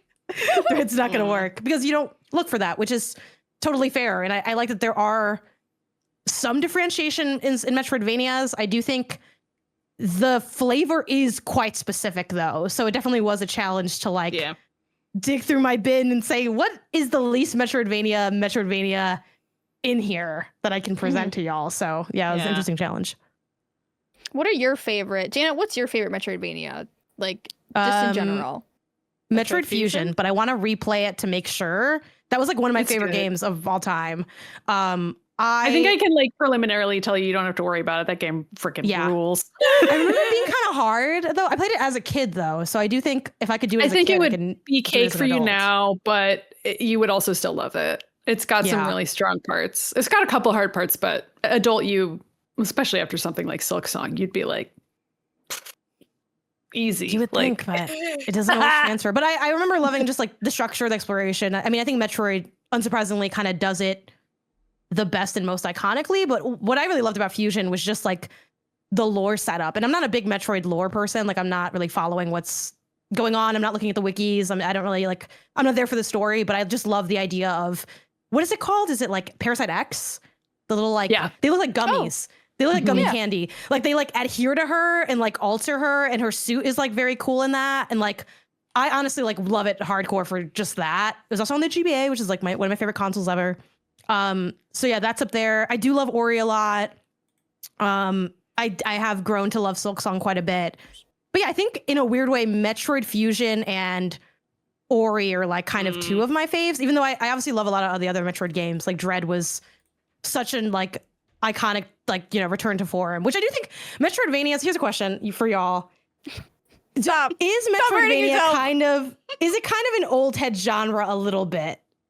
I For feel sure, like it's yeah. kind of the oldest head Yeah. take of, it like, is loving a so Metroidvania. old head. Oh my Yeah. god! Even though it's yes. weird, it's not the oldest genre, but something about it, it gives, like, It gives Gen X, and I'm not even Gen X, and I can it admit gives, like, that 45-year-old white dude. It does. I Which is think so it's bad. how to save it from that. Well, but I that's was what thinking it about gives. this. I was thinking about Oh, and Lost Crown. this specifically. Love Is Lost I Crown. feel like the genre has been around for a really long time, but I feel like it doesn't iterate. It hasn't, like, it's gone to the Yeah. roguelike and it's gone to the Souls-like, but I would love to see a more narrative, like, even a Yes. deeper narrative take on Yeah. it. Like, and I feel like I'm not knocking Metroidvanias, but, like, another thing that I would like to see is I feel like it's always like a really beautiful background, the most gorgeous art you've seen, and then just a platform, which it gives me the ick. Yeah. And I would love to see a more artistic take on like the platform.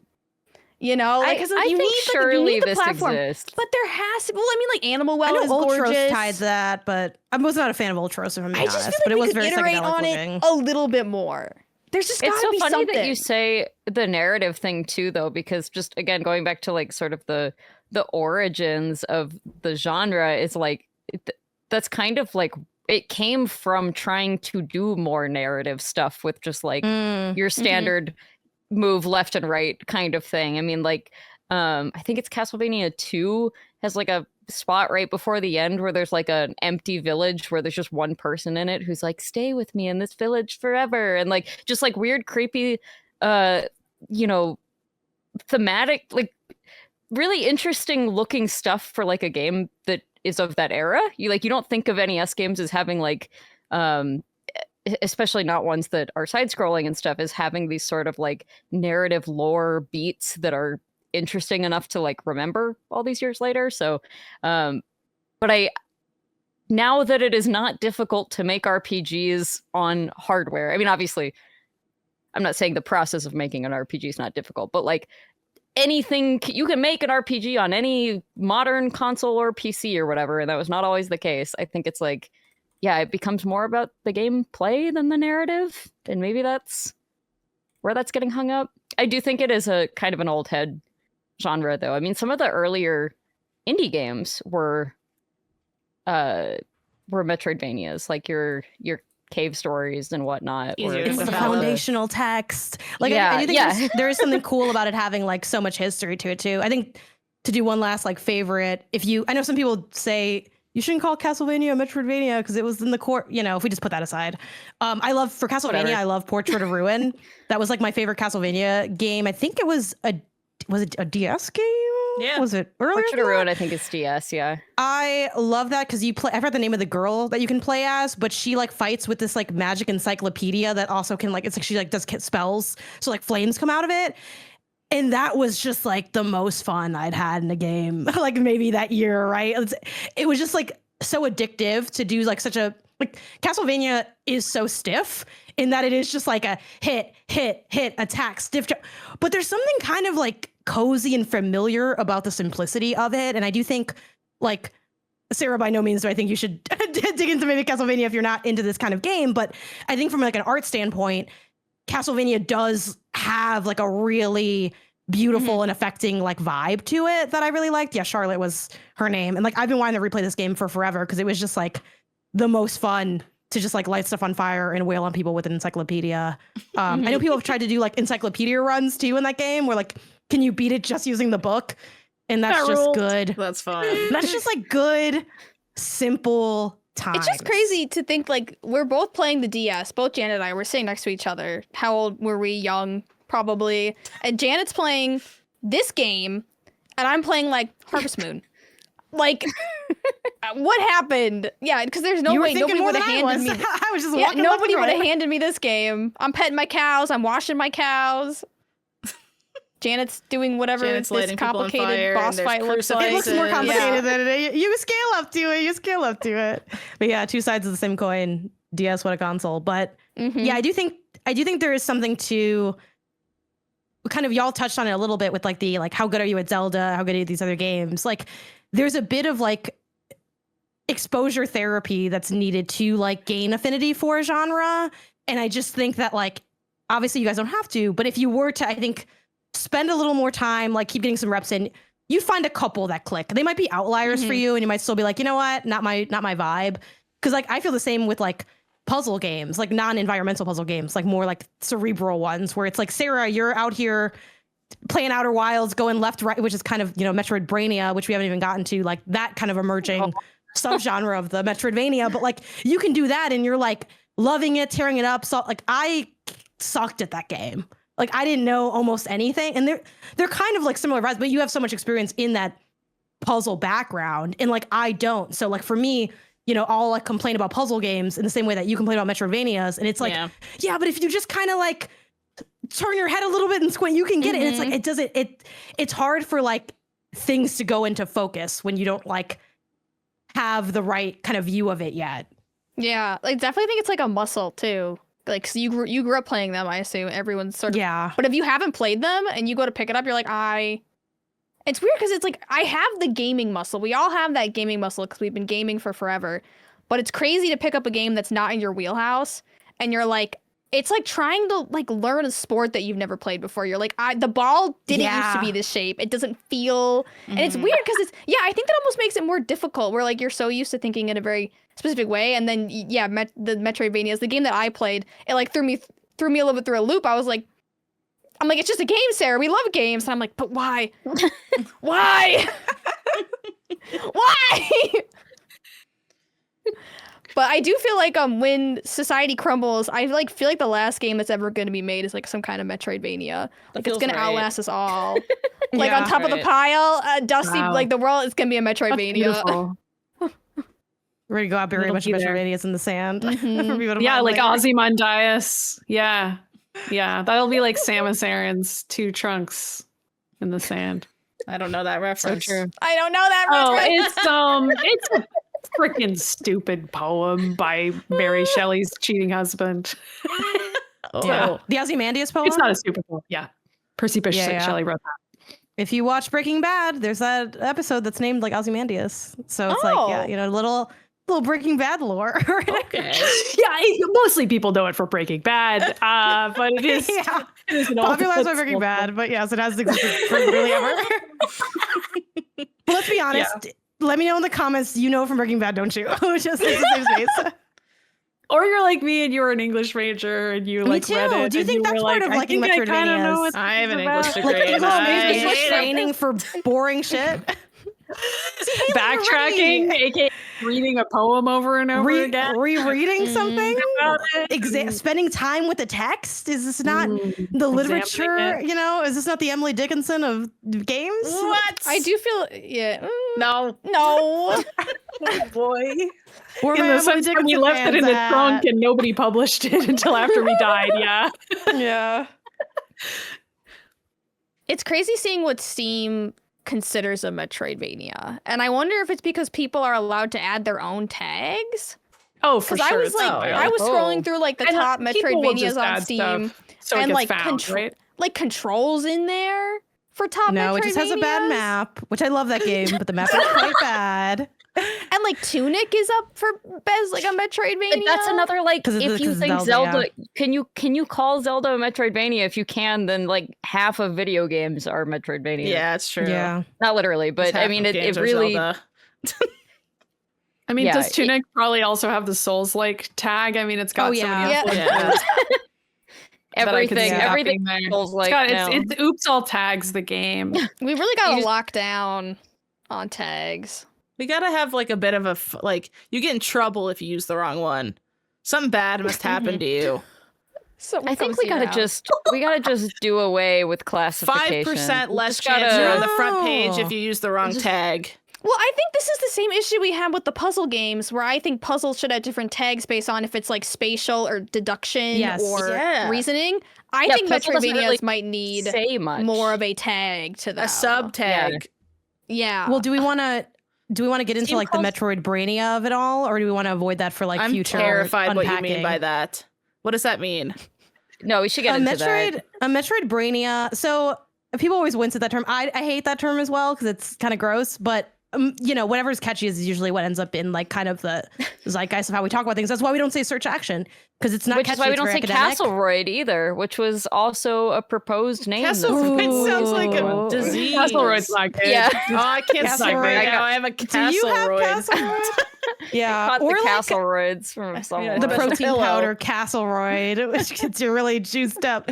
Metroidvania is proposed as a genre in which you have like the sort of backtracking element of unlocking things. And the idea is that in lieu of power-ups, your power-up is knowledge. So you gain knowledge and then you go use that knowledge to progress.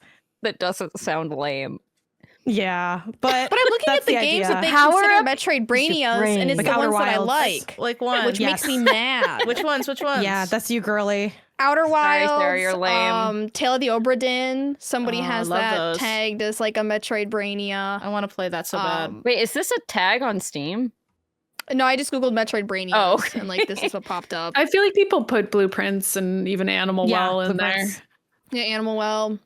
Animal Yeah, Well they're at not least typical, has has some actual Metroidvania power-ups, yeah. elements to it. And so like I think that's part of when the term started getting really popular is like post Animal Well, because people were like, oh, Yeah. that's fun. Call like a Mhm. Metroidvania game a Metroidvania because it has so many thinker stumper puzzles in it as well.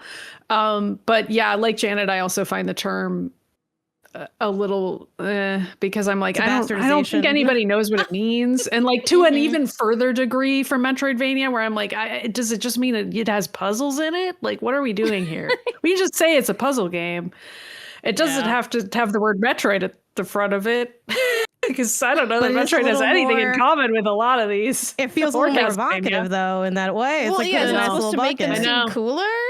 In like I think so. 1,000 years, Stolen Valor, maybe, but when they're excavating our remains and everything, they're going to be like, Metroid must no. have been the first video game because everything It's just is a called Metroid that. something. Yeah. I think we don't want to admit that saying Vania or Ania is a fun thing to add to words. I think that might You be know all what I it mean? is. Like, Yeah, you're onto something. It's there. a More little than bit like Broid? that. fun to say. A little more than Fun to Roid. say. Grun is another one that sometimes gets like the Metroid Brainia tag because of the puzzles. I love Grun. But yeah, I think I understand where the Metroid Brainia thing comes from, because it is this idea of there are these games that have these commonalities. How can we like lump them together so that it's like, if you're looking for things like, if you liked Outer Wilds, you could find your next like fix. So I vibe with that. I think Metroid Brainia is a little bit of we thought of the first thing and then kind of just took it. Yeah. I feel like workshopping could be used, but I also, as much as I hate that term, I understand It gives Ken why it comes Levine up, came because up with it or something. that idea of like moving through a space back and forth, and you know, a lot of those games are 3D, which is kind of interesting as well in this whole conversation. But yeah, so It I does don't know, just it's seem like kind it's bastardized to mean a game where you move around. And think a Like little you bit. go new places. what's the backtracking element of, I think, specifically, where you know, you kind of have all the same plate. Like you could beat Outer Wilds in like 10 seconds if you knew everything, but you don't. So it's like you're slowly gaining that knowledge. Okay, I like that. I've never so played the Outer thing Wilds, but leveling up is every time you. It's my every knowledge. time someone It's says so that, cheesy. You should play it. Kelsey's really good. but yeah, but every time someone says like, if you just know it, it's over immediately. I'm like, what? I think I get like the delusion that like I might just know it. Like I might just boot up Definitely the not. game We'll and never just know. like No. You won't. And like I like, actually oh, feel I like got even this. saying that is like kind of silly. Like, did you play Myst at any point? I not seriously. Okay, like but, like, do you everyone know had a how it copy of ends? Myst. Did you I- play Piss? I actually Like- don't know. I actually don't know how Myst This is. is actually another game where if you know how to beat it, you can do it in 2 seconds. I don't know if anyone here has beaten Myst, but like it's a similar vibe where like you can get to the final puzzle if you just like know Yeah. where to go. But like you would Is never Myst know Breath of where the to Wild? go. You can beat Ganon immediately. It's basically every game is Zelda. Well, but it's like, yeah, that's maybe a better example because more people would know it. But it's like, yeah, I guess you could run straight to Hyrule Castle and beat Ganon right away. Yeah. but, That's like, not a puzzle, why would you though. do Yeah, but you that? wouldn't have the tools. Yeah. It's not a like puzzle, you would but just you get don't your need butt the tools. kicked. if you And, got like, the skill. part of it in Outer Wilds is like you're collecting clues that tell you where to go and why you would even go there in the first place. And like that's what's Yeah. interesting about it is like essentially there's a bunch of kind of like story in there that you Yeah. get to just about why you're there and what the previous people who were there before you did, and that's what's we got to cool. think of a new name for Metroid Brainia so we can later do an episode on those without saying this is the Metroid Brainia episode, because at which point we have to shut the show down if we do that episode. Yeah, I also just I don't want to refuse. call it that. It's like I don't know. I think that it's too abstract to be like the power up is your brain. Guys, The power up is your knowledge. Like I think I at have that point another- we're not. It's not a power up. That's just I a have different another- thing. It's you learning. I- You're just learning information. You're just I have a reading stuff. horrible share. Let's hear it. r/Metroid Brainia does exist. You No. can go Oh, there I'm now. sure it What- does. what game is the top post right now? At the moment? The top post right now, game. I have to scroll a bit because I don't. It's like it's like a developer plugging their game. Like, oh, I'm making this time loop detective game.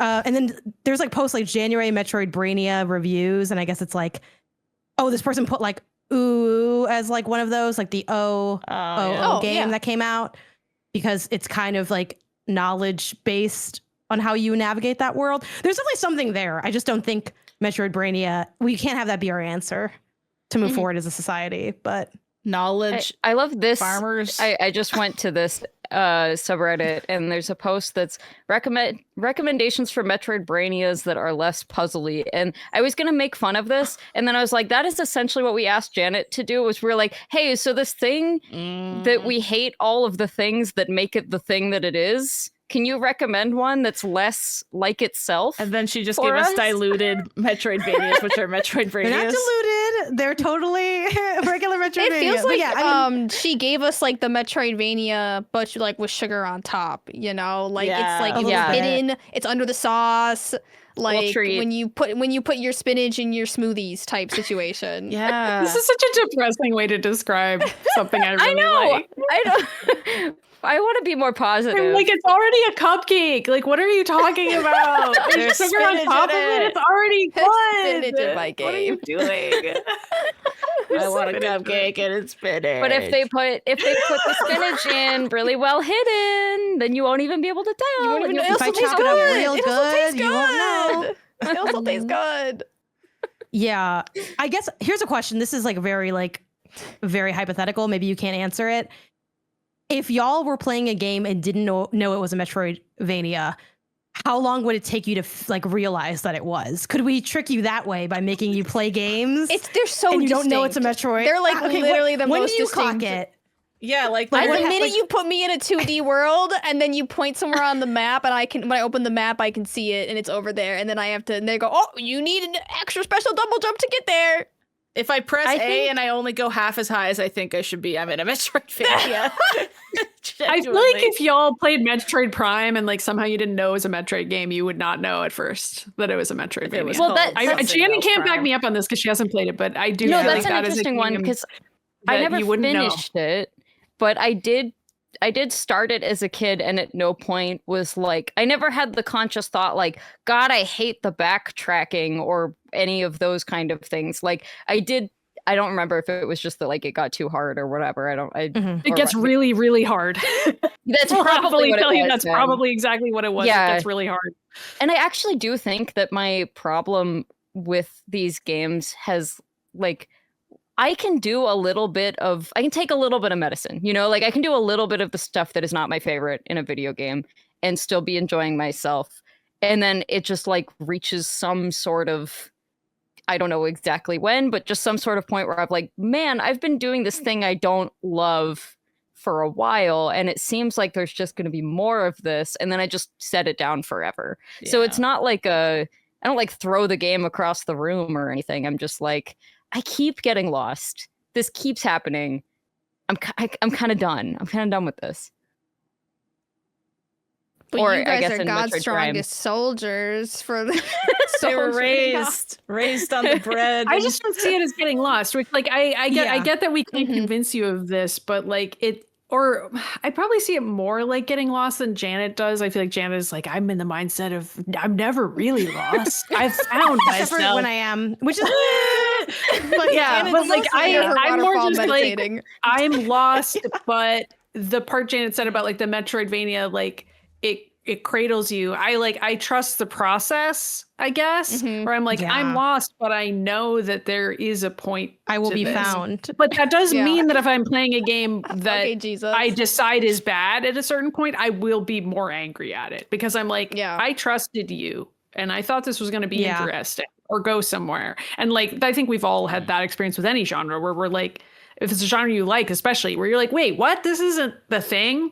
But when it's good, then you're like, yeah, sure, I was lost for a while, but like now I know what's going on and I just figured it out. Or, oh, this was the reward I was looking for that's actually making everything else retroactively make sense, where I can actually use this to navigate. Or now this part that was like kind of hard is easy. Be it an enemy type or a platforming challenge, which in my case, it probably wouldn't be a platforming challenge because I don't really like platforming.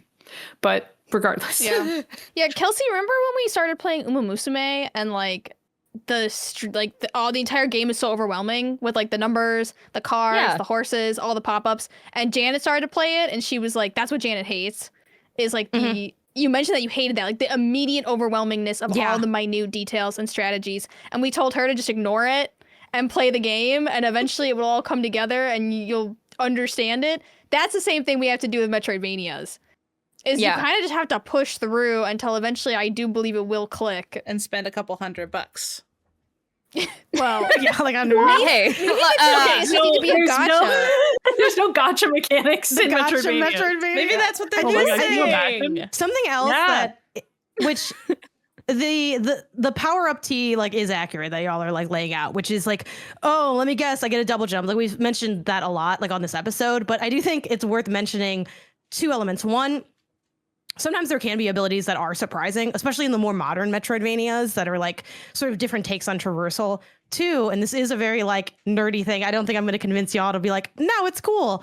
But something I really enjoy from a more modern Metroidvania is the double jump is such an iconic move set that some Metroidvanias take a really long time to give it to you. And then that's kind of exciting. So you're like, well, obviously I'm getting the double jump, and you get something else, and you get something else. And it's like, where is this double jump coming? And then when you do get it, it feels edging, like though. That delayed. It is kind of, when I was describing it, I realized it sounds like edging, but okay.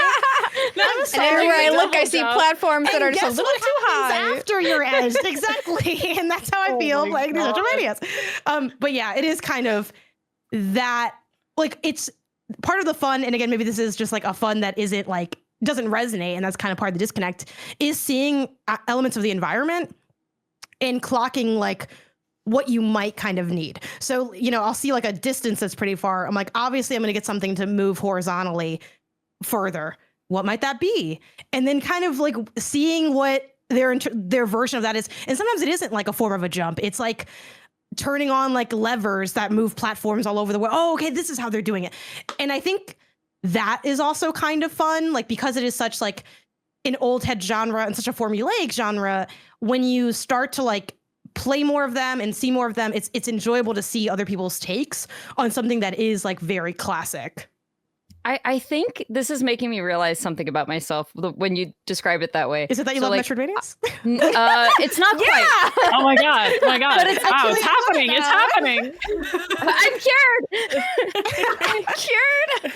I'm cured. I really love like and this is not the only game that does this, but just an example. I love the Xenoblade Chronicles series, and when you start up a Xenoblade Chronicles game, there will inevitably be in the distance like a really big monster that is, you know, they're like level thing is like in yellow or red or whatever. It shows you it's just like way overpowered. It's this huge hulking bear monster or whatever, and you're like, wow, I bet someday I'm gonna be able to defeat that.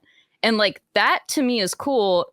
And I don't know if it's literally just that because it's like a little guy as opposed to like an abstract concept, like being able to jump higher on this cliff. But like I feel like that's the same thing, but for some reason I only like it when it's like I'll be able to defeat that enemy someday as opposed to I'll be able to get over that mountain someday. Yeah. I think if you guys let 3D games in the Metroidvania category, I would be on your side. But unfortunately, they are not in the space. I am not allowed in the in the club. Metroid Prime. Metroid Prime's ready for you, baby girl. It's ready for you. There's a remastered version on the Switch. Yeah. What's the weird like N64 Castlevania game that's 3D? Is that Legacy of Darkness? No one knows what I'm talking about. Whatever. No. I'm looking it up. There's a 3D one. I think the reason that, and this is kind of me talking out of my ass, so Maddie, I don't know if you have a different perspective on this, but I think the reason there's not as many 3D ones is it's a little like, I think, more complicated to conceptualize, like the layer of the map and like how you would integrate the areas a little bit more. So I think that's kind of why. But like 2D is just 3D with one less D, you know? What are we splitting hairs for? Yeah, but I mean, it's part of why the examples are stuff like Dark Souls, where it's like, okay, this is a really famous game for having an interlocking map, and like most 3D games sadly don't have that level of design formality and intricacy, and that's fine. Like, it doesn't mean we don't like them. But the point is that the map is interlocking. Got in it. some Like way. even like top down too, not just like Yeah, it can't just be open, especially if it it's has to- 3D. Like if it's 3D, then it has to be in every direction somehow or interlocking, which is part of why I think Dark Souls 1 is just that stacked map essentially, because it's simpler for it to be that way as opposed to like freaking everything. That's much harder. And that's kind of closer. Technology.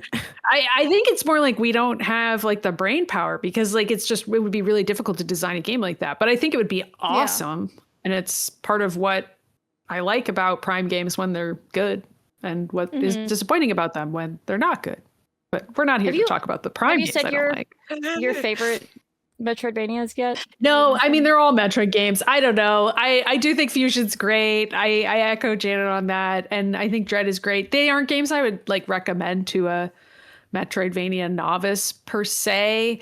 I mean, we've shouted out Lost Crown. I do feel like whatever they call that assisted mode, like Haley, I wish you'd be cool with it because I actually think you probably think it's Little pretty baby fun otherwise, handheld but- Haley, be cool for like 5 seconds. Yeah, Haley badass mode. Well, because like I think you'd probably really like it if you like.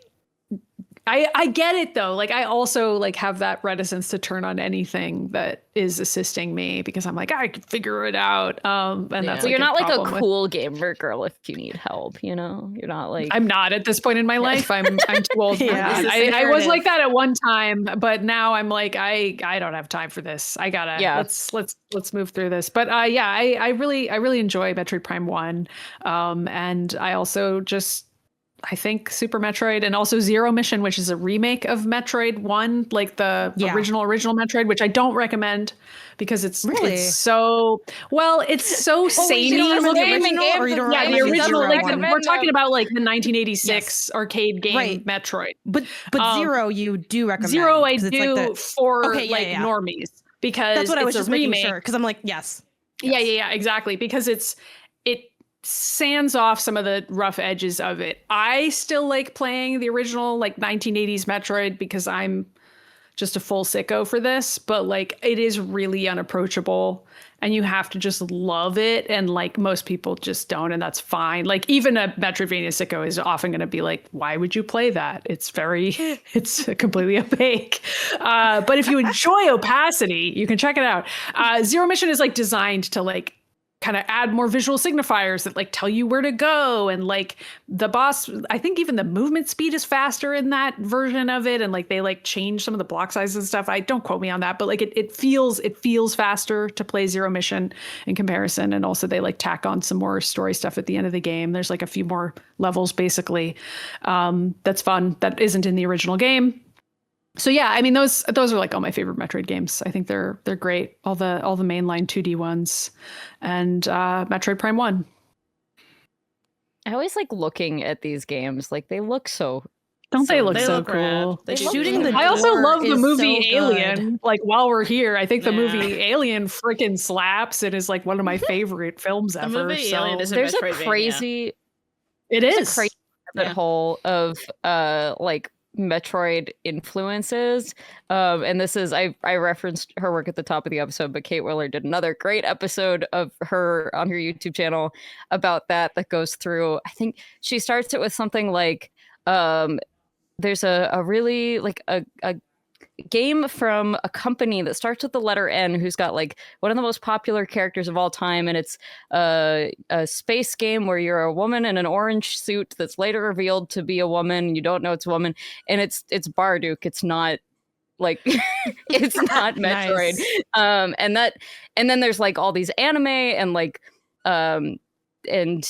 novels and stuff that are all like you could draw direct lines from any single one of them, and Alien as well. And so it's just like, are all of these like how intertwined are all of these with each other? Like Space Cobra and Lensman and like just all it's wild how many things there are that like, oh, and Star Wars, of course.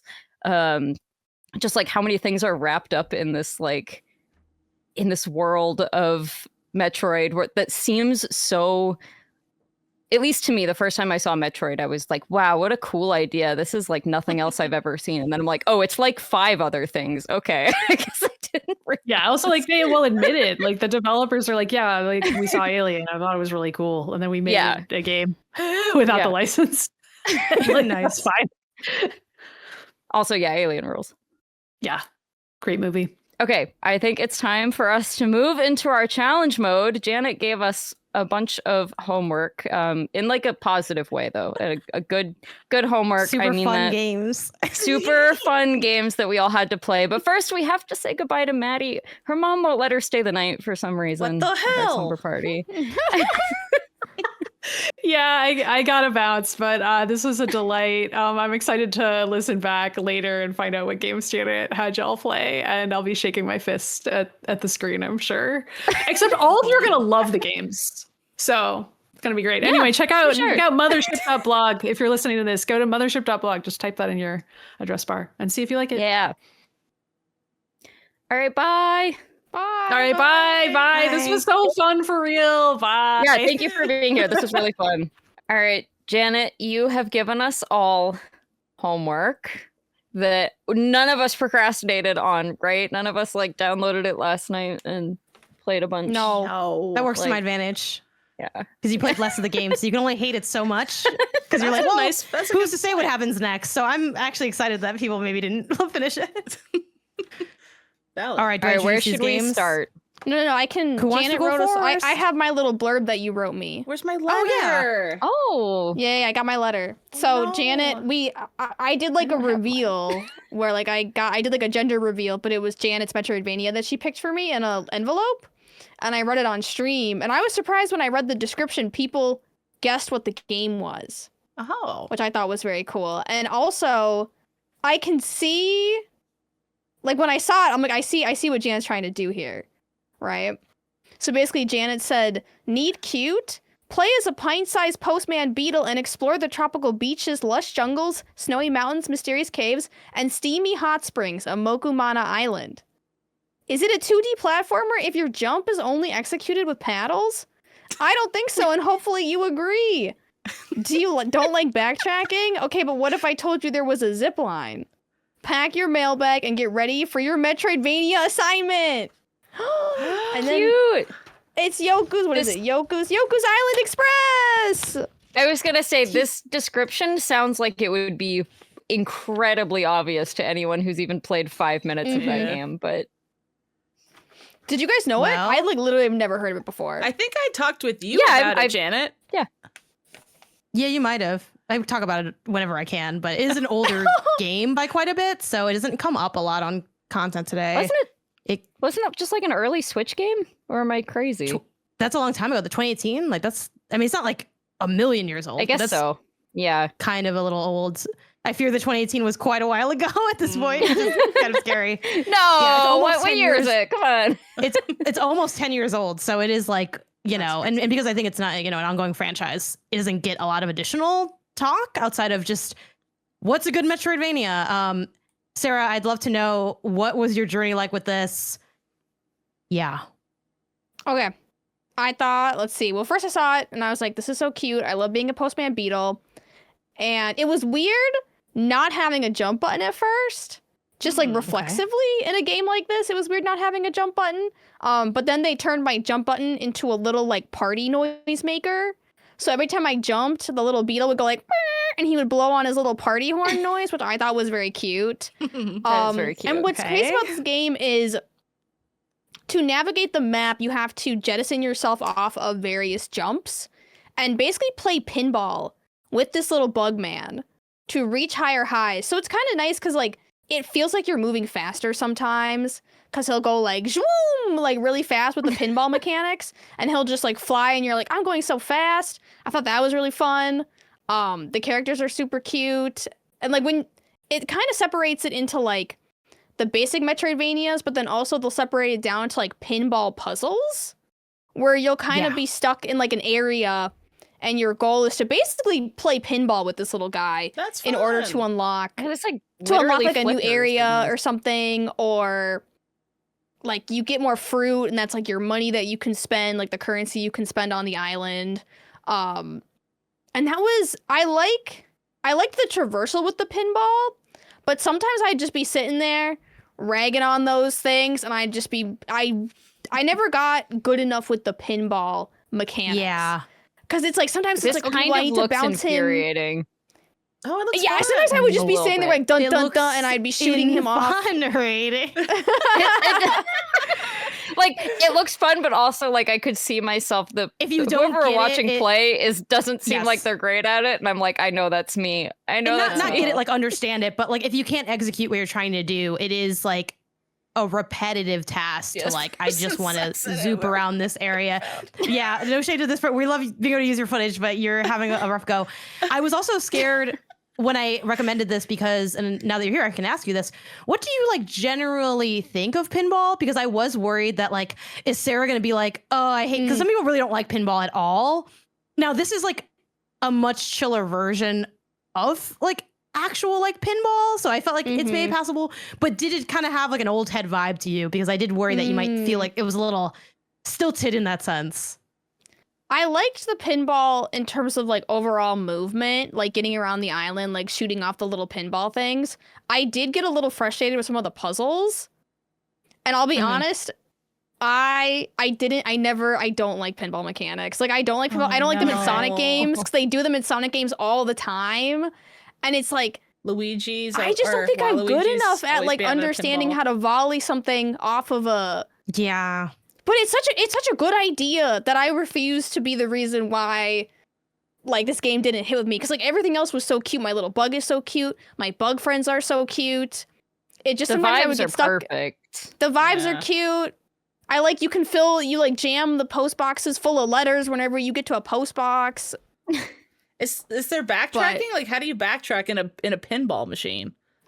I feel like the backtracking in this was pretty speedy. Okay.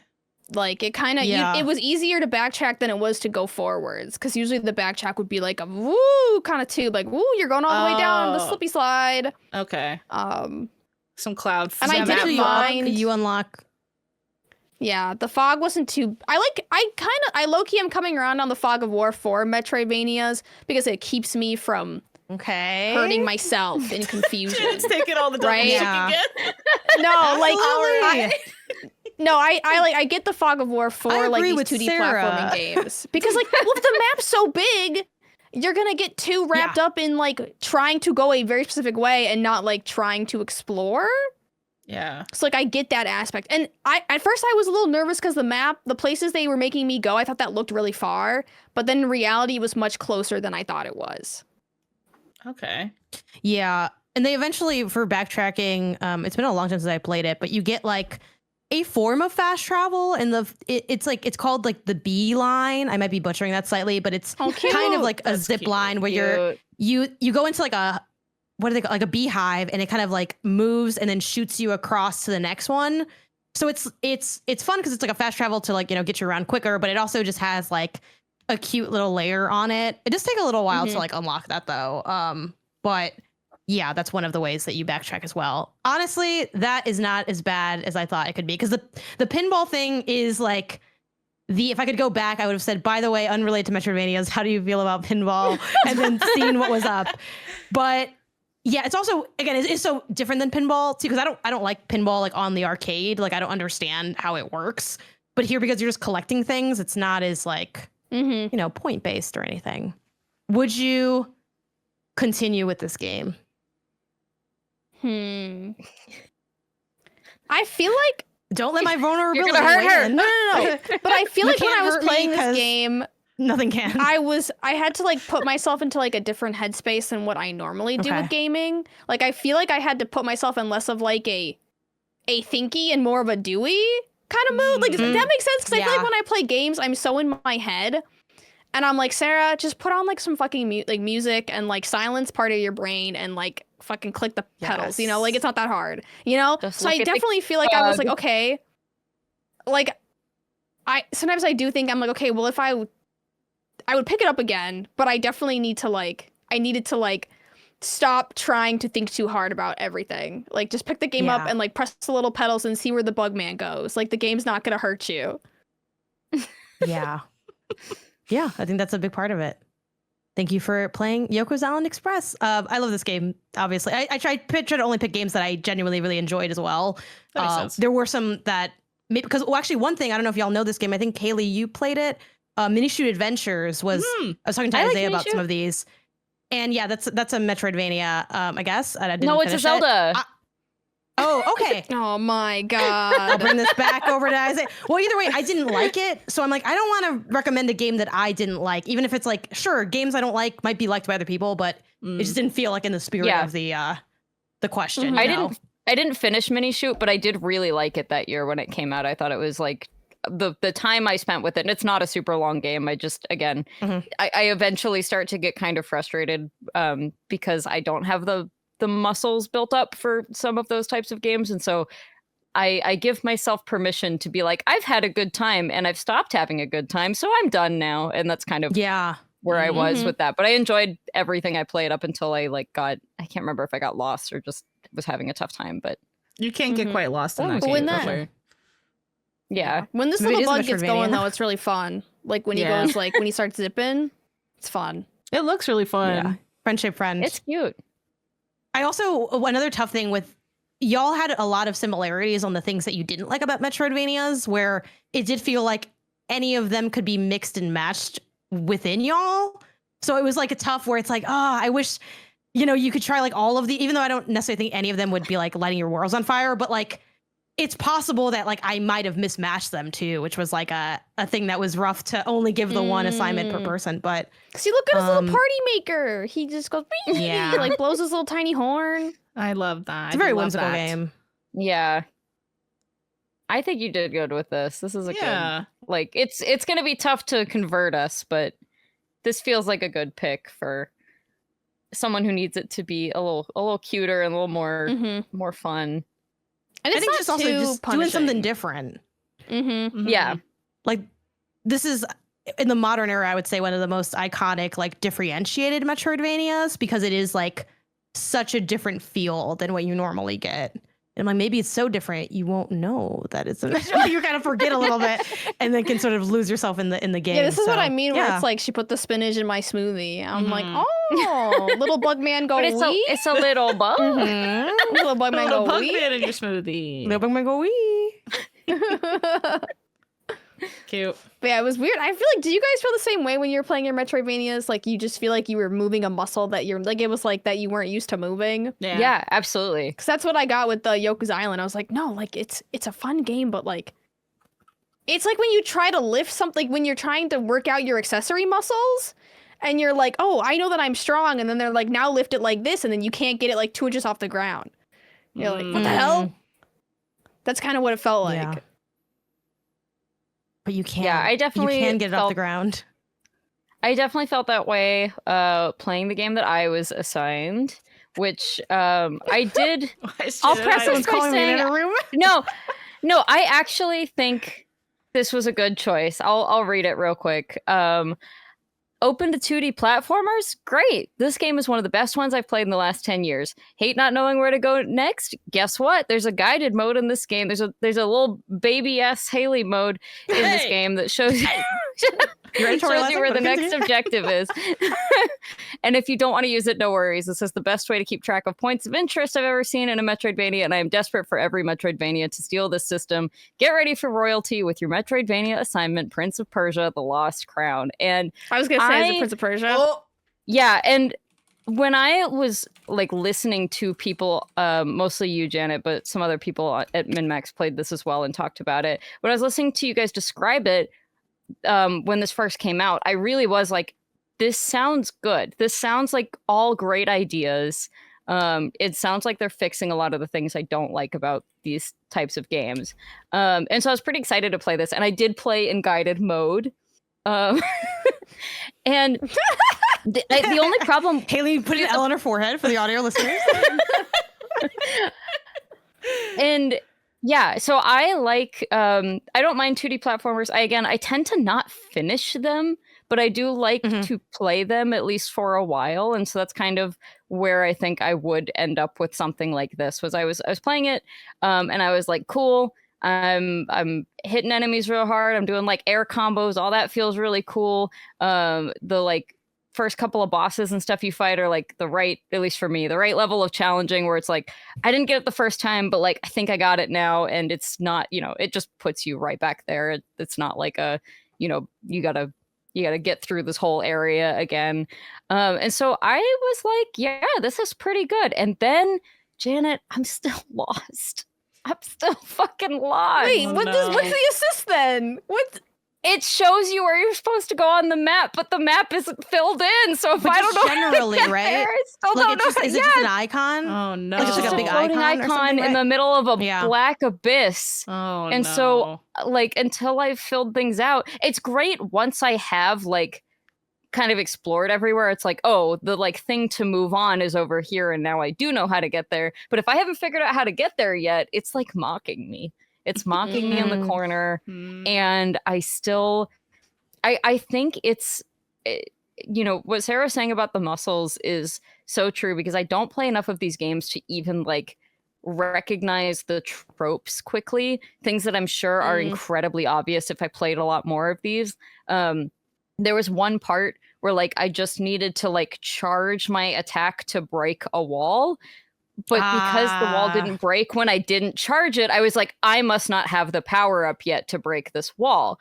Eventually I figured that out, but like that's the sort of thing that I can see myself continuing to like get stuck on, where it's just like, I'm going to assume, because I know the nature of these is that you get power ups, I'm going to probably fail at something once, assume I can't do it, and not try, you know, multiple things to make sure that it's actually that I can't just do it yet. And that to me feels like just a knowledge issue, like not at all a problem with the game. I think the game is, as you said, like doing a lot of stuff right with it. The little taking pictures of stuff and putting it on the map thing, I think that's brilliant. That's like just handing you the little notebook where you'd be taking notes, except you don't have to actually take any notes and try to describe it to yourself. It's just always there. I think that's great. There's like some upgrades and stuff that you can just kind of get that feel nice, that aren't like necessary upgrades, just things like, oh, you got more health now, and that sort of thing. And so yeah, I like the game, and I know that it will be really difficult and really frustrating for me to continue playing, because I have already just in the amount of time that I played it, which was probably like 3.5 hours maybe, like I know that a normal person would be 3 times as far as me. Like I am just so lost. I don't know. You sounded like it's a long game, which I think, to, you know, Maddie's point earlier, when you're not as into Metroidvanias, long might be like not the way to go, because it's like, at least if you're closer, you're like, oh, I'm almost done, I'll just finish it. Because the Hell in a Beat is like 25 hours of this game, so it is quite crazy. But I feel like I can tell people now this is a good game. Like I think I could explain to someone, if someone was like, is this a good game? I can be like, yes. It's not a game for me to finish.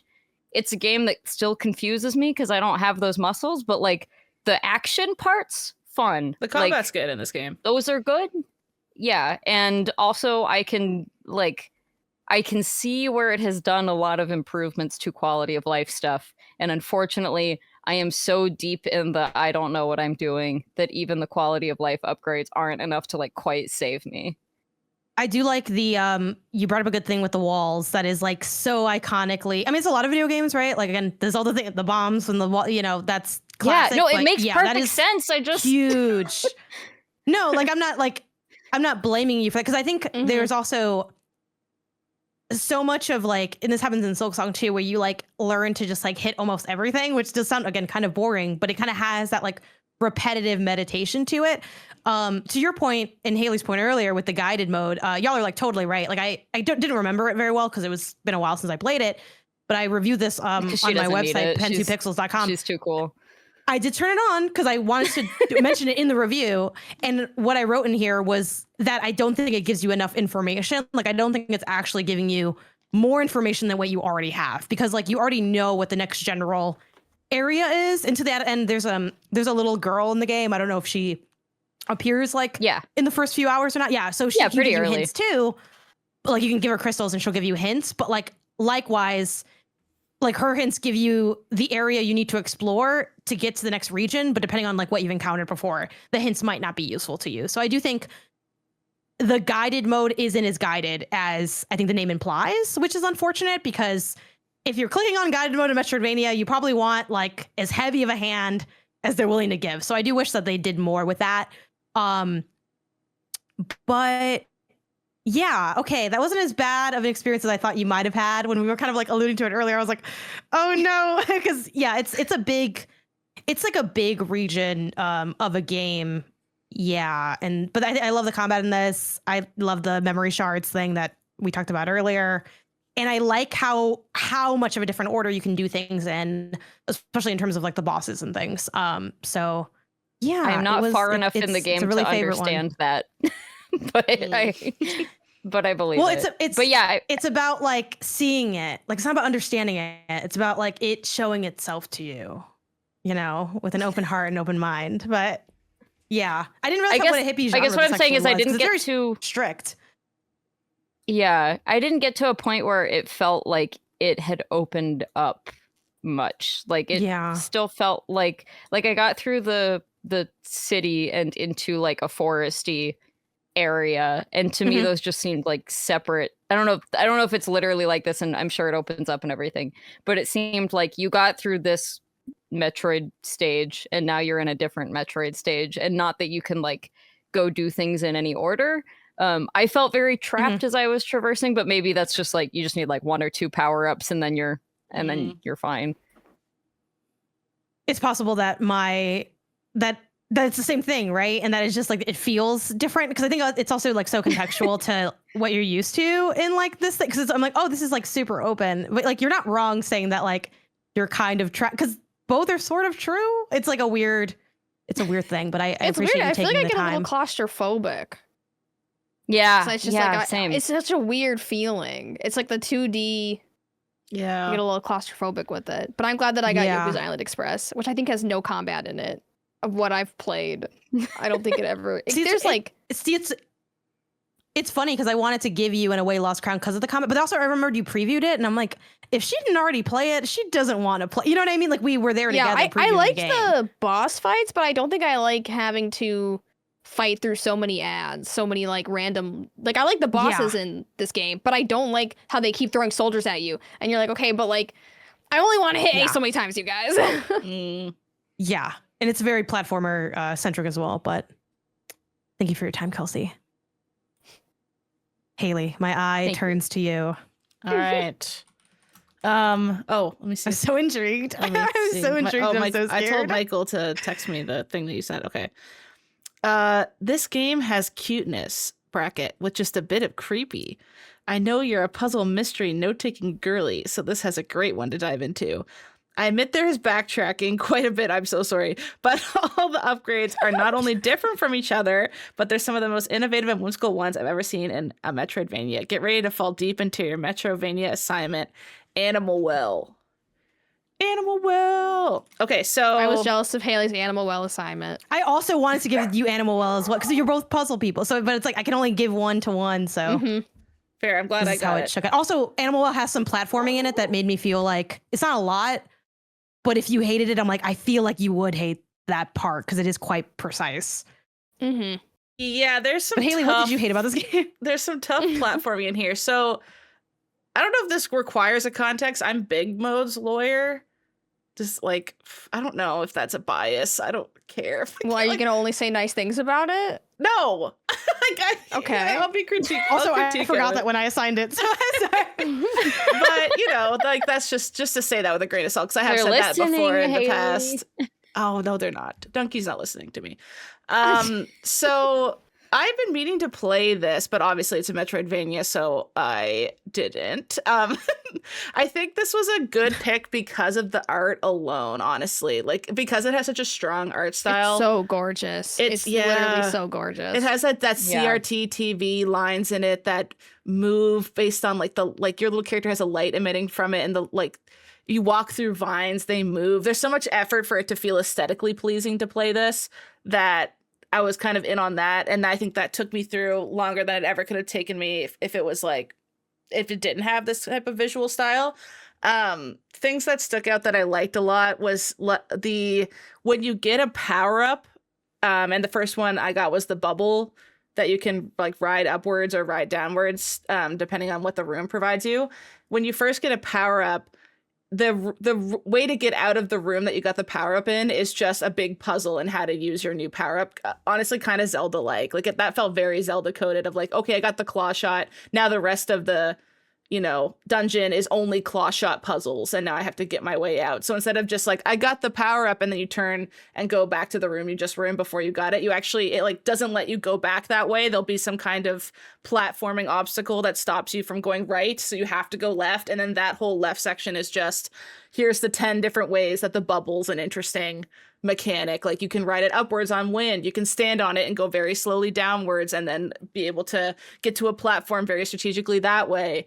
A bunch of fish are blowing a million bubbles in a row. If you're really fast, you can hop to them like crazy and get up really high, but that requires very precise platforming. So I did like that. I also liked how every single screen had its own kind of unique vibe to it that I think if I had the Googling problem, I wouldn't have it, because I could say like stork room, what to do stork room. And all of a sudden people know what I'm saying, instead of, room with grave plants number 25. It's like everything has a little discerning factor to it that I could imagine, because I would need a guide to beat this because I was getting so freaking lost. But yeah, then it kind of got to the I am so lost. Game is so it always gets to, where I got my bubble mechanic, and then there was like a bunch of mice, and I was going around all the mice rooms and like doing the little platforming challenges and stuff. And then I got to a point where I didn't know where to go. And it does naturally have like a little dot incentivizing you to go that direction, but I don't know which way. And it's like, I feel like we just keep having the same problems where I was just like, I don't know how to get over there. Then I was just getting mad about that. We're all just lost. But like, at least, and the puzzles are very, like, I guess, like, us talking about Metroidvanias, like, the way in which you solve rooms is very rewarding once you figure it out. Like, there was rarely just like a switch hidden behind a waterfall or something like that. Happened a couple times. I'm like, that's kind of cheap, because I just happened to notice that this was over here, and it took me 10 minutes to figure out that it was over there. But besides that, like right now on screen for audio listeners, it's like this seahorse comes out and blows water in the air, and it'll blow water depending on which direction you're facing, and he'll create 4 bubbles, and there's 3 buttons high up. So you have to, after a while, I realized that, if I stand over here, he'll blow the bubbles perfectly for me to jump up and hit that button. And you kind of use the environment to solve those puzzles, sort of thing. There's these optional Watching someone play this looks so, like, this looks so cool and so fun, the way this person who's clearly very good at this like game a genius to is me playing it. But I did try to play this, and the aesthetics of it carried it completely for me to like even, I mean, to just continue trying more than like, I mean, I got stuck on the first thing you do in the game. I remember took me like 10 minutes to figure out. Yeah, like this person just hit that button. That took me like 25 minutes. I was like, I kept going up and down this area. I'm like, the whales thing is turned on. How do I get over there? And there's a button hidden. How punishing is it when you die in this game? You get sent back to the last little phone booth save point that you have. Like a bench, is that like usually Hollow pretty Knight. punishing, or they're pretty generous with the phones. Like there's one right there. This savant is not even using the phones. Oh, okay. They're just powering through. They're not as close as you'd like. I do think it's funny because I gave Haley the Metroidvania I liked the least of the 3 but I really respect the hell out of Animal Well. It was like my personal like number 6 the year it came out, and this is what I say before I say what I really think, which is like, I called it Animal Hell a little bit, because at a certain point, it's confusing. For me, though, it wasn't the Metroidvania of it. It's the puzzles of it. Like, I just can't. It was kind of a mix. Some of the puzzles are quite hard, and there was a point where like I did hit that wall where the structure of a lot of Metroidvanias is like, get 3 of these things or 2 of these things. Like, that is the overarching structure of most of them. And like Animal Well is the same, without spoiling it too much. Like, there's a point where there's like, I forget if it's like lighting something up. It's like, get 4 of these, and then that's when like you can kind of finish the game. And I just couldn't find like the other 2 that I kind of needed of like half of them. And I'm like, it's time to just like guide this out. I'm not going to figure it out. And that kind of took a lot of the fun of the game, because it's like, I think we've all had those things where I think we're all cool using like game help, but there becomes a point where it's like, oh, I might as well not even play it at this point, where it's like I'm just reading a guide and just reenacting the stuff. Steps like a recipe or something. Yeah. Exactly. It's the same like, as watching it on YouTube at a certain point. Yes. Like, Yeah, there's no difference. It definitely got like that with Animal Well for me, but I kind of chopped some of that up to like my lack of puzzle skills a little bit, which I know like y'all kind of have that on lock. So I'm like, okay, well maybe. And also I got to that point of frustration pretty far into the game. So I'm like, if you're just kind of trying it out, I think you'll more see the bigger friction points just inherently won't pop up as intensely because like there's more left to explore. While at a certain point, one of the challenges of the Metroidvania is you do kind of get bottlenecked sometimes where it's like, okay, I have done actually everything. And now all that's left is to figure it out, and I can't. and like backtracking in those as moments well can be a little tough. Feels the worst it's ever felt, right? Because it's it's like it's kind of like in a you don't even know if you'll be rewarded.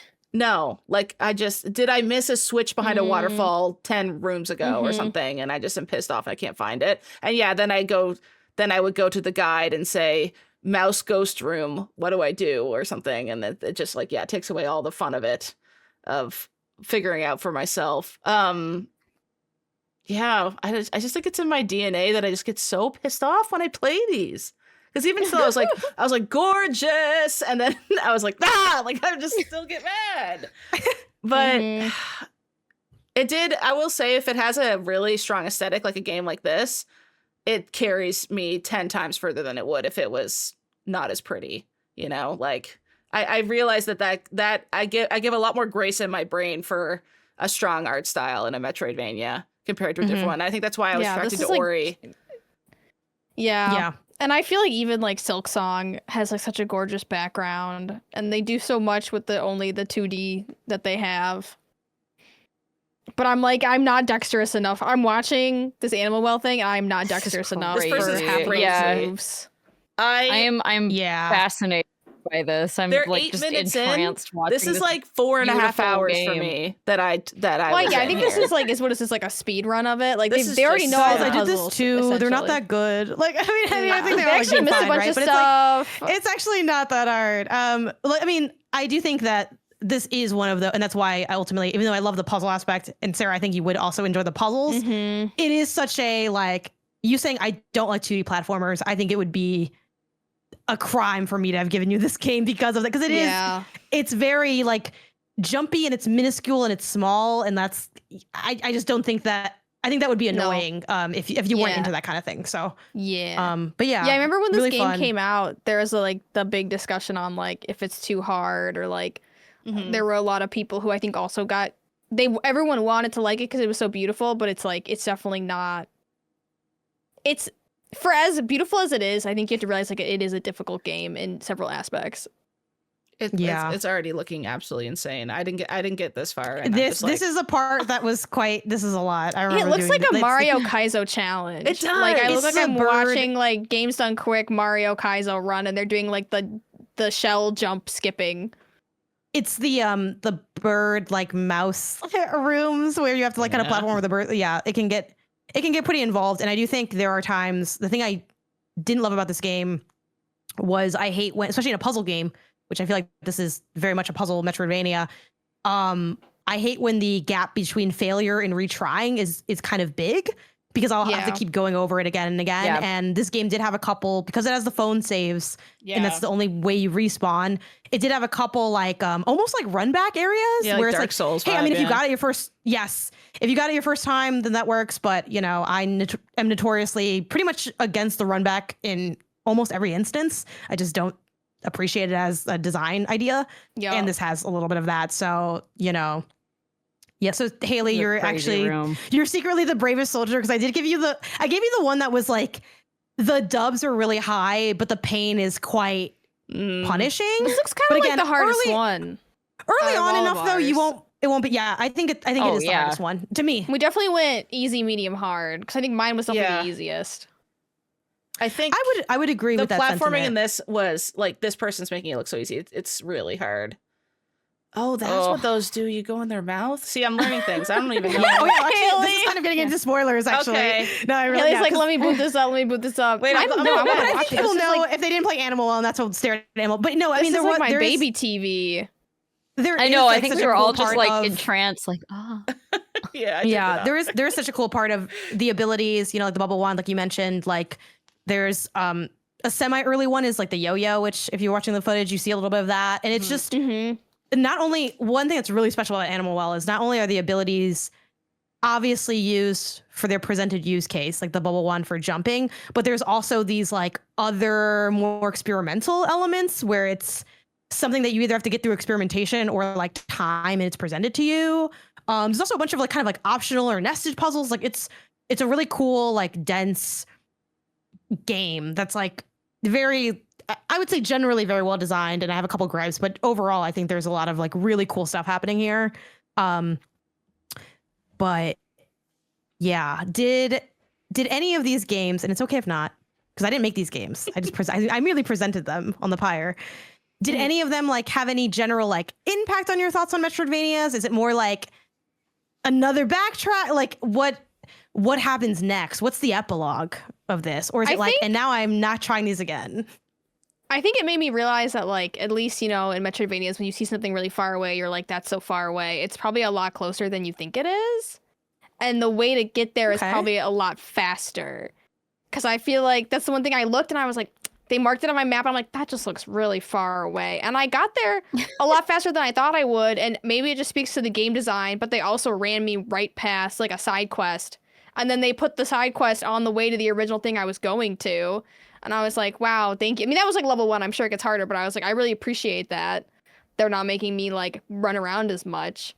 So I feel like I got more of a feel for like going up and down, and that it's not as bad as I thought it was going to be. I was thinking about a lot, like how much you feel the designer's hand in every level with Metroidvanias, because it's such a confined space.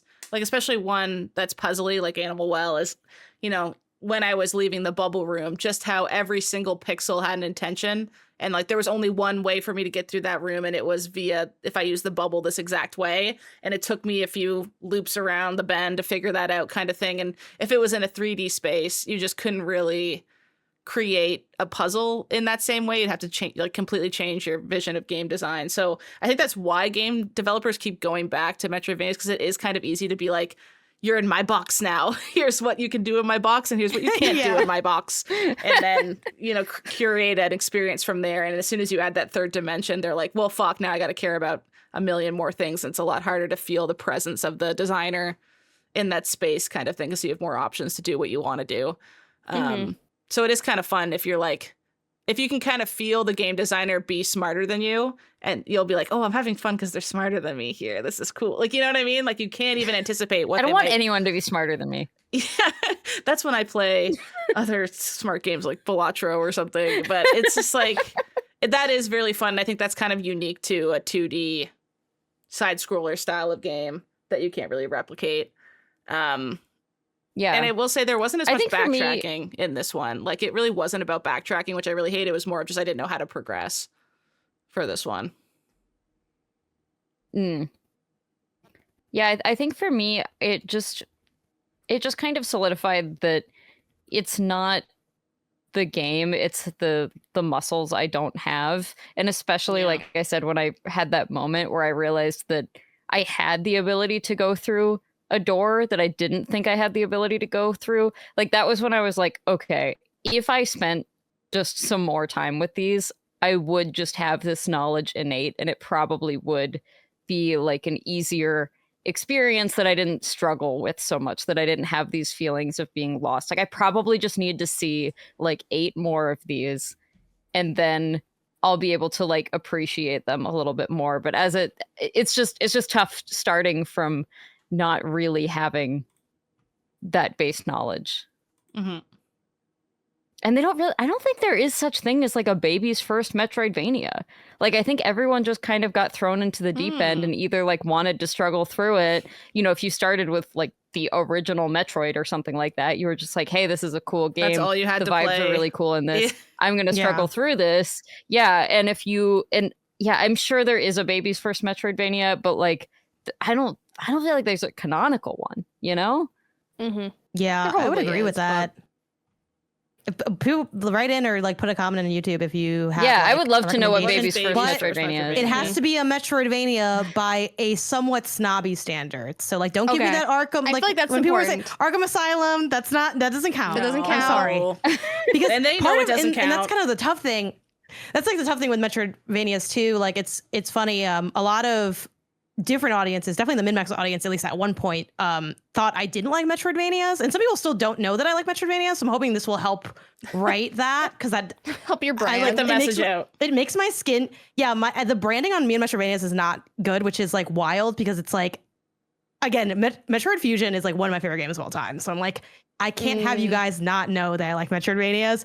But one reason I kind of think I have that out there souring my brand is that I am quite critical of them, because I do think they can be a bit of a boring slog, because part of the design, there is a little bit of like cumbersomeness. That's not necessarily bad. I think a lot of video games utilize what could be boring, repetition being one of the most classic ones, and finds ways to make it fun or exciting, whether it's like a power sim, whether it's collecting coins as Mario, whatever. But it does have a bit of like a grind and a pain to it. And I think that's why we do see, more quality of life things come to the Metroidvania genre, like characters where you can buy maps from. Like that's become so standardized. And like part of that was, I feel like, designers probably playing Metroidvanias that were older, that don't really have those comforts, and saying, well, what are ways that we can sort of be a little bit more creative with how we unveil information to the player, but also like make other elements more meaningful. So it's like, oh, we can have a currency, and then they can maybe like sort of tailor their experience more towards what they might want. So there's a lot more expressionism and like diversity in discovery in modern Metroidvanias. And I think that's speaking to the fact that like, we all kind of got pissed at one time playing a Metroidvania. Like it kind of comes with the genre a little bit. So like, that's why like, I don't, I know we've joked a lot about like, oh no, it's like so sad. It's like, sure, it's a little bummer that you guys don't like Metroidvanias because I love them, but like, I know why people don't like them. They kind of, in a way, they're very crunchy. Like, I think it's very obvious why someone might not enjoy it. But again, I think there's things about them that I do enjoy, that I can kind of get more acclimated or push past or whatever. But a lot of the walls that you guys hit, like, I have hit them in Metroidvanias. I've hit them in some of the Metroidvanias that I even brought here. Like, I think it's a really common sentiment. And I think it's a little silly when people who love them aren't aware of that, at least. Because I think that is kind of what separates the different ones from each other. That's so interesting. I feel like, yeah, there's just like, I think they also get too locked up with like roguelikes too. Yeah. And like platformers, which from what I've learned from Maddy being here and talking about Metroidvanias, it doesn't have to be that way. But I feel like so many things are like Metroidvania with a side of Souls, like Metroidvania with a side of precision platformer, and it's like, yeah, what everything's if it a side of roguelike or something nowadays, you know? But I feel like I learned so much. Like, I feel like the continuous map thing is what I was getting hung up on. Like, I didn't understand why other games couldn't be Metroidvanias until someone was like, yeah, that it has to be one map continuous and you can kind of see it, like the entire thing, and not like, and I was like, oh, okay, wait, that makes way more sense than what I thought it was, which was just like a 2D platformer that I backtrack out. Yeah. Yeah. All right, so we've learned a lot about ourselves, and now I feel like we can probably go into show and tell, which is we're all going to try to design a Metroidvania to pitch to and we're Janet. presenting to Janet at her feet. Yeah, she spits upon us. Please like it. You're like our funder. You're our incubator funder, and we're asking you for money to fund our can game. I only like fund one of these games, or is it like you guys are making one? Oh, I thought we were working together. No, screw you, Oh, Kelsey. I got my own idea. Wait, you guys I have an idea. You can iterate. I have an idea. I don't have any visuals for it though. Okay. I have a little visual. That's fine. It's a podcast in the day. I'm gonna get funded. I thought we were working together. Oh, my bad. Okay, well, you guys can hop on my idea, even though. No, I have an idea too. Let's pitch. Mine's probably better. I'll come up with an idea. Mine's an amazing idea. I'm gonna go first. Ready? And I have a Canva illustration. I don't have a Canva. Oh my god. Haley always has a Canva. I always have a Canva. Let me share it. Here it is. I'm excited. Okay. I've so been in the mood for a Metroidvania lately too. I think I'm gonna go finally play Will o' the Wisps because I never played that one. So I'll be working on that soon. my own time. They're all kind of outside like the they're show. in that like. A lot of them are very foresty, and they're either inside like a castle or a spaceship, or they're very foresty. Something else we didn't touch on, but a lot of Metroidvanias, not quite Metroid, because that is just like space and like ships and stuff, but a lot of them are very biome-y. And a lot of games use biomes, but like it's very biomes the game a bit. And even Metroid is like that. Like I know the one that Prime 4 or whatever that just came out like has also biomes. very like space, nature-y. Yeah, it's a big like, and now we're in the fire area. Now we're in the forest. Yeah, but that's it's okay, Haley, let's hear your idea. Yeah. You guys will love it. Ready? Okay. The holding name for it right now is Metroid's Retirement. This is the project name. I like it. The concept. Haley, is her all name of our Metroid? cameras doing No, that. this is just put our normal. Oh, Haley, put our normal layout back. my bad. There you that go. was the Maddy layout. Perfect. Okay, thank you. So this is just a project name, but this kind of shows what I'm going for. So you start the game as a woman who's been a warrior for her whole life, and you start the game with every power up. Everything. You already have. Oh, it's one of those games where what do they you mean take does it this away, exist? and then they bring them all back. No, I think Well, the way what you're describing is a little different. What you're about to describe.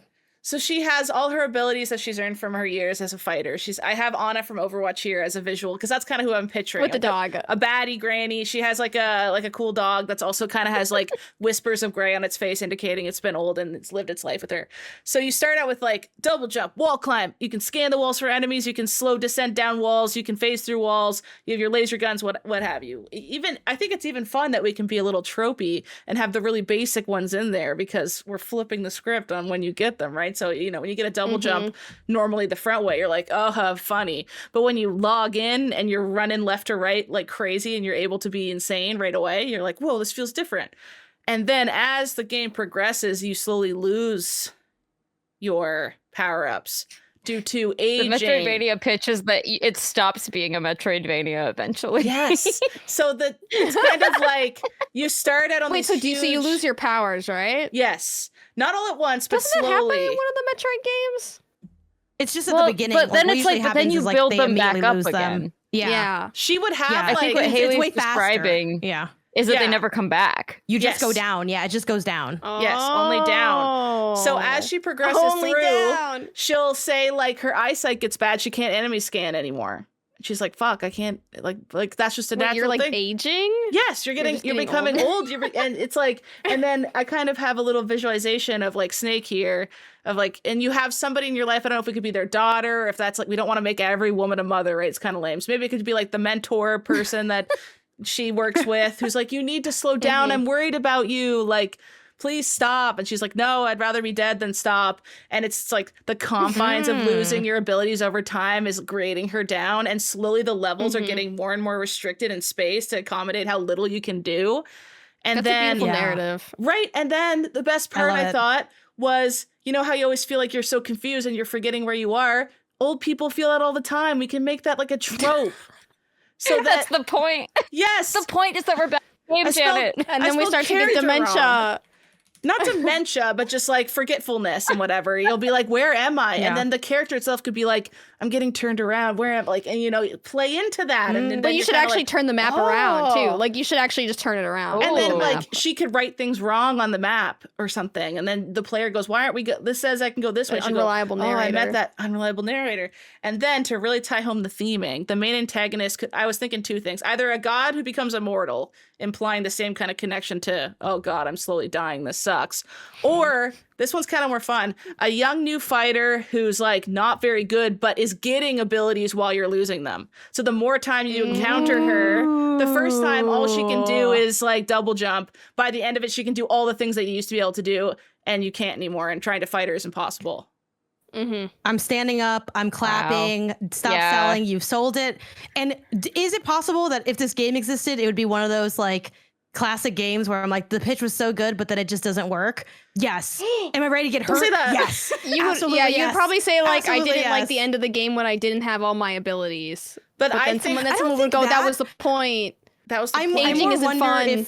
I more wonder about the idea of how you go from like full map to like the closure. Like the closure is more of my skepticism of how are we like, exactly how does that, because so much of like the Metroidvania is you see a space and you think I'm going to be able to do this probably from like, you know, an ability or an item, or you loop around or something, and then you eventually get that answer. Here, you see the spaces, you have the answers. So I guess like, how do we make removing the answers as compelling as what would normally be filling in that blank? So I do think that's a challenge, but I love the pitch. Idea. There's a timer, and that indicates when you're losing your abilities, so you're incentivized to try to go to do as much as you can in a short amount of time before you lose your ability to say double jump, and now you can't even get over there anymore. Now I'm stressed. Now I'm stressed out. Now I'm stressed. I don't want the girls to be stressed. Scratch it. I don't like it. But I love it, and I love the person who's gaining the ability. I think that's so fun. It's giving Celeste like Madeline Battleline kind of energy. I like that. I have a twist for this. If you don't want it to be the bad guy, though, it could be like your apprentice, and so then at the end you've just kind of like passed your abilities on. That's kind of like, cute. And so it's like a happy ending. You retire. I like the devastation. I kind of want her to die at the end of this. Yeah. Oh, okay. Well, she can still die, but like she. But she'd be okay with it? I don't want her to be okay with it. I want her to go crawling into that grave, like, no! And then she just needs to stop until she's just so laying when her she body fights down. the final boss, does she like win, but like she dies at the same time? Is that I feel like she needs to die, and then that's that other character's first boss encounter. Okay. Not to bring roguelikes into this, but is it just seeing how far you can get before all your abilities degrade and you die? Like, it's more like a Hades, like, how far can I get? Well, I don't. You guys all screamed when I said the timing thing, so I think we need to scratch that. Well, because I didn't like the idea of it clicking down. But I feel like that's there's a world. This is an easier game to make. What you're describing is an easier game to make. Yeah. But I think it would be more interesting if you could find a way to make it not be that. Yeah. Like after maybe we could kind of tweak, like kind of be cheeky on it, that there's like a double jump area where it's really big on double jump. And maybe at the conclusion of that is kind of where narratively speaking, she loses the double jump. Yeah. So that there might be a couple things later on that's like, oh, that chest is, we might even do it to be dicks, right? As soon as you leave the double jump area, there's a big fat juicy treasure chest you never get. And you can read the code and see that it's like the best thing ever. So then we make it harder and harder for her to progress. And then what if we drop in the other character, they play as that character, and they see how easy it was for somebody with all your abilities, but how hard it was for her. Like, and we let them do the double jump to where you couldn't reach. What about, I like that idea for like the final boss fight is you switch to the young person fighting old granny who has no abilities. And then you kill yourself? And then you kill yourself. That's fucked up. That hits though. That would be crazy. And it's so easy. I do like, or it's like your clone. You're like, what if it's your clone? You could do your clone. They clone you. It's actually the dog. And then you've been the dog the entire time. I'm almost kind of worried to even have a dog inclusion because it's just going to die. So what are we doing? Yeah.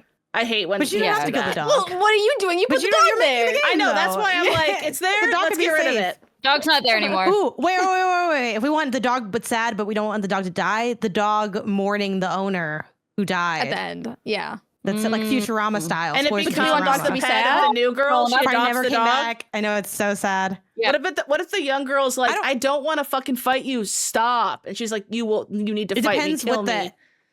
It depends what the ending is. I think it also depends on what message you like want the player to like walk away with and stuff. But yeah, this is like, I'm into it. Like, because it's like the, and I like that I don't know if this is your code name or if you read that Metroid's retirement as the kind of thing. I really like that because it's surprising, it's different. And I think again, I can't design like that, but I feel like you could design interesting stuff around like the lack of what you have in a way that would still be fun. I think that's just like the part that's the most slippery. Yeah. But it's a really cool idea. And it's like and it has like a narrative connection. I love when, so often we talk about narrative in games. I feel like what dominates is the narrative game, which makes sense because they are writing the most and that's like their bag. But you can do so much with like so little if you like marry the mechanics with the narrative. And I like that you have that. What story can only a game tell? That. Like, and I feel like Metroidvanias, they haven't been explored in what can the mechanics and the limits of a Metroidvania tell. I feel like they haven't fully explored that. It's always like, how insane can you get to find the next thing? But like, what if you're confined? We need to get some designer who's insane at coming up with puzzles. Who's like, oh, if you take away the double jump, you could actually do a puzzle like this. Get Billy Basso, I think his name is. Get him in here. We need his help. Get Billy Basso out here. We need him. And then like get Billy on the phone. Get the phone right now. I think like it would be like more humiliating for her to go through a puzzle with no double jump. Like and like someone could be like, "You're doing a great job. You're still doing great." She's like, "I can't." It's like patronizing, you know? You're like, "Shut up. This is like easy mode and now I'm pissed off," kind of thing. And then we'll put the trailers at every single indie event and everyone will say it's the sad indie game. Yeah. And we'll be like, yeah. And we'll be the sad indie game, femboss game about fighting till you die. But we'll be let into so many showcases. No, I feel like we would eat up at like the artsy fartsy kind of shows with this. Yeah. I mean, I look at stuff all the time, and this is genuinely, if this existed, I'd be like, that's really cool. Now again, will it work? I don't know, but some games don't even get to that. Sounds really cool. You know what I mean? Like how many times do we see PR stuff all the time, scroll by like email. There's a lot of games out there. I like this. Okay, Haley, keep iterating on this and get back when you figure out when I learn how to be a game designer. And when you figure out how to make a game. I say we do like the inscription thing, right? I say we do inscription and we just start as a Metroidvania, and then when she loses her powers, we just turn it into a completely different fucking game. I like that. It just becomes a narrative game or something by the end of it. Like, fuck it. Who cares? Doesn't That's have to. us. Fuck it. We couldn't figure it out. It's not a Metroidvania anymore. But also it's a decision. We're deciding it's a decision now. Okay, so I don't have any visuals. But my idea was basically where I struggle with Metroidvanias is I don't find the settings to be as interesting as I want them to be. And I was thinking, like, what's the most interesting vertical, square, large structure that I personally know of? What the hell? I thought of that question to yourself is that? I thought of that, like, Mall of America. I thought of the Kowloon walled city. Kowloon? Have you looked it up? Have you seen it? It's essentially this... I think they demolished it, but it was this city in China that was like a city built on top of a city built on top of a city. And people were forced to live in this like really small area. And like, oh no, it's absolutely insane when you think of, like, look at it. It's just like apartments on apartments on apartments. And like, you'd be living above, like your house would be above a butcher shop next to the doctor. And you'd walk across a bridge to get to the dentist. And it just seems like an insane way to live. And I was like, how can I make that like a Metroidvania? Like basically make a city. I knew this like I don't think I understood that this was like real and was torn down. Like I have heard of the Kowloon Walled City, and I don't think I don't know. I don't think it clicked that this was like a real place that doesn't exist anymore. This is crazy.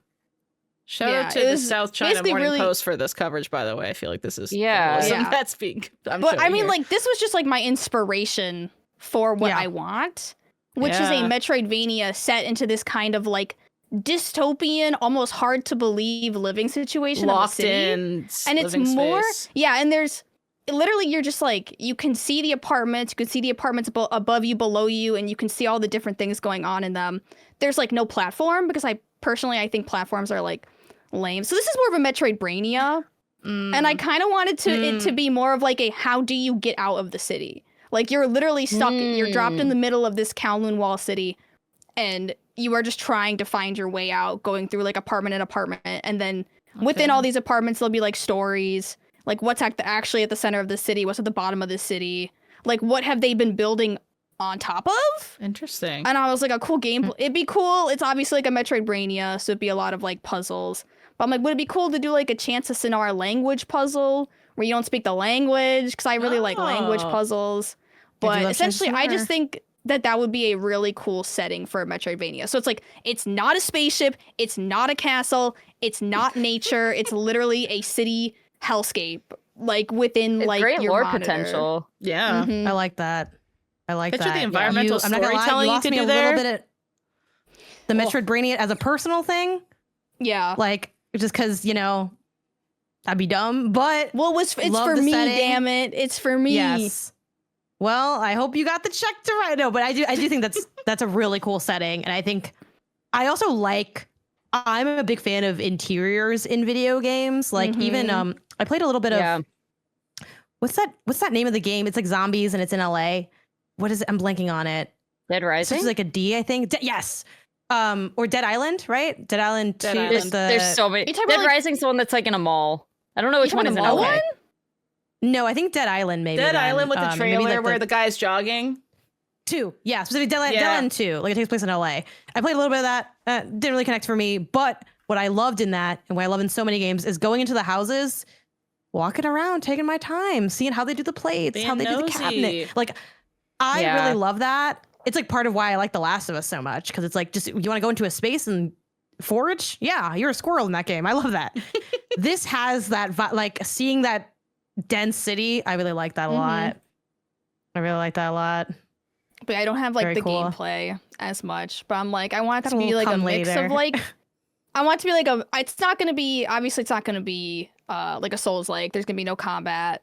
There's gonna be no platforming. So it's gonna be more puzzle and tool based.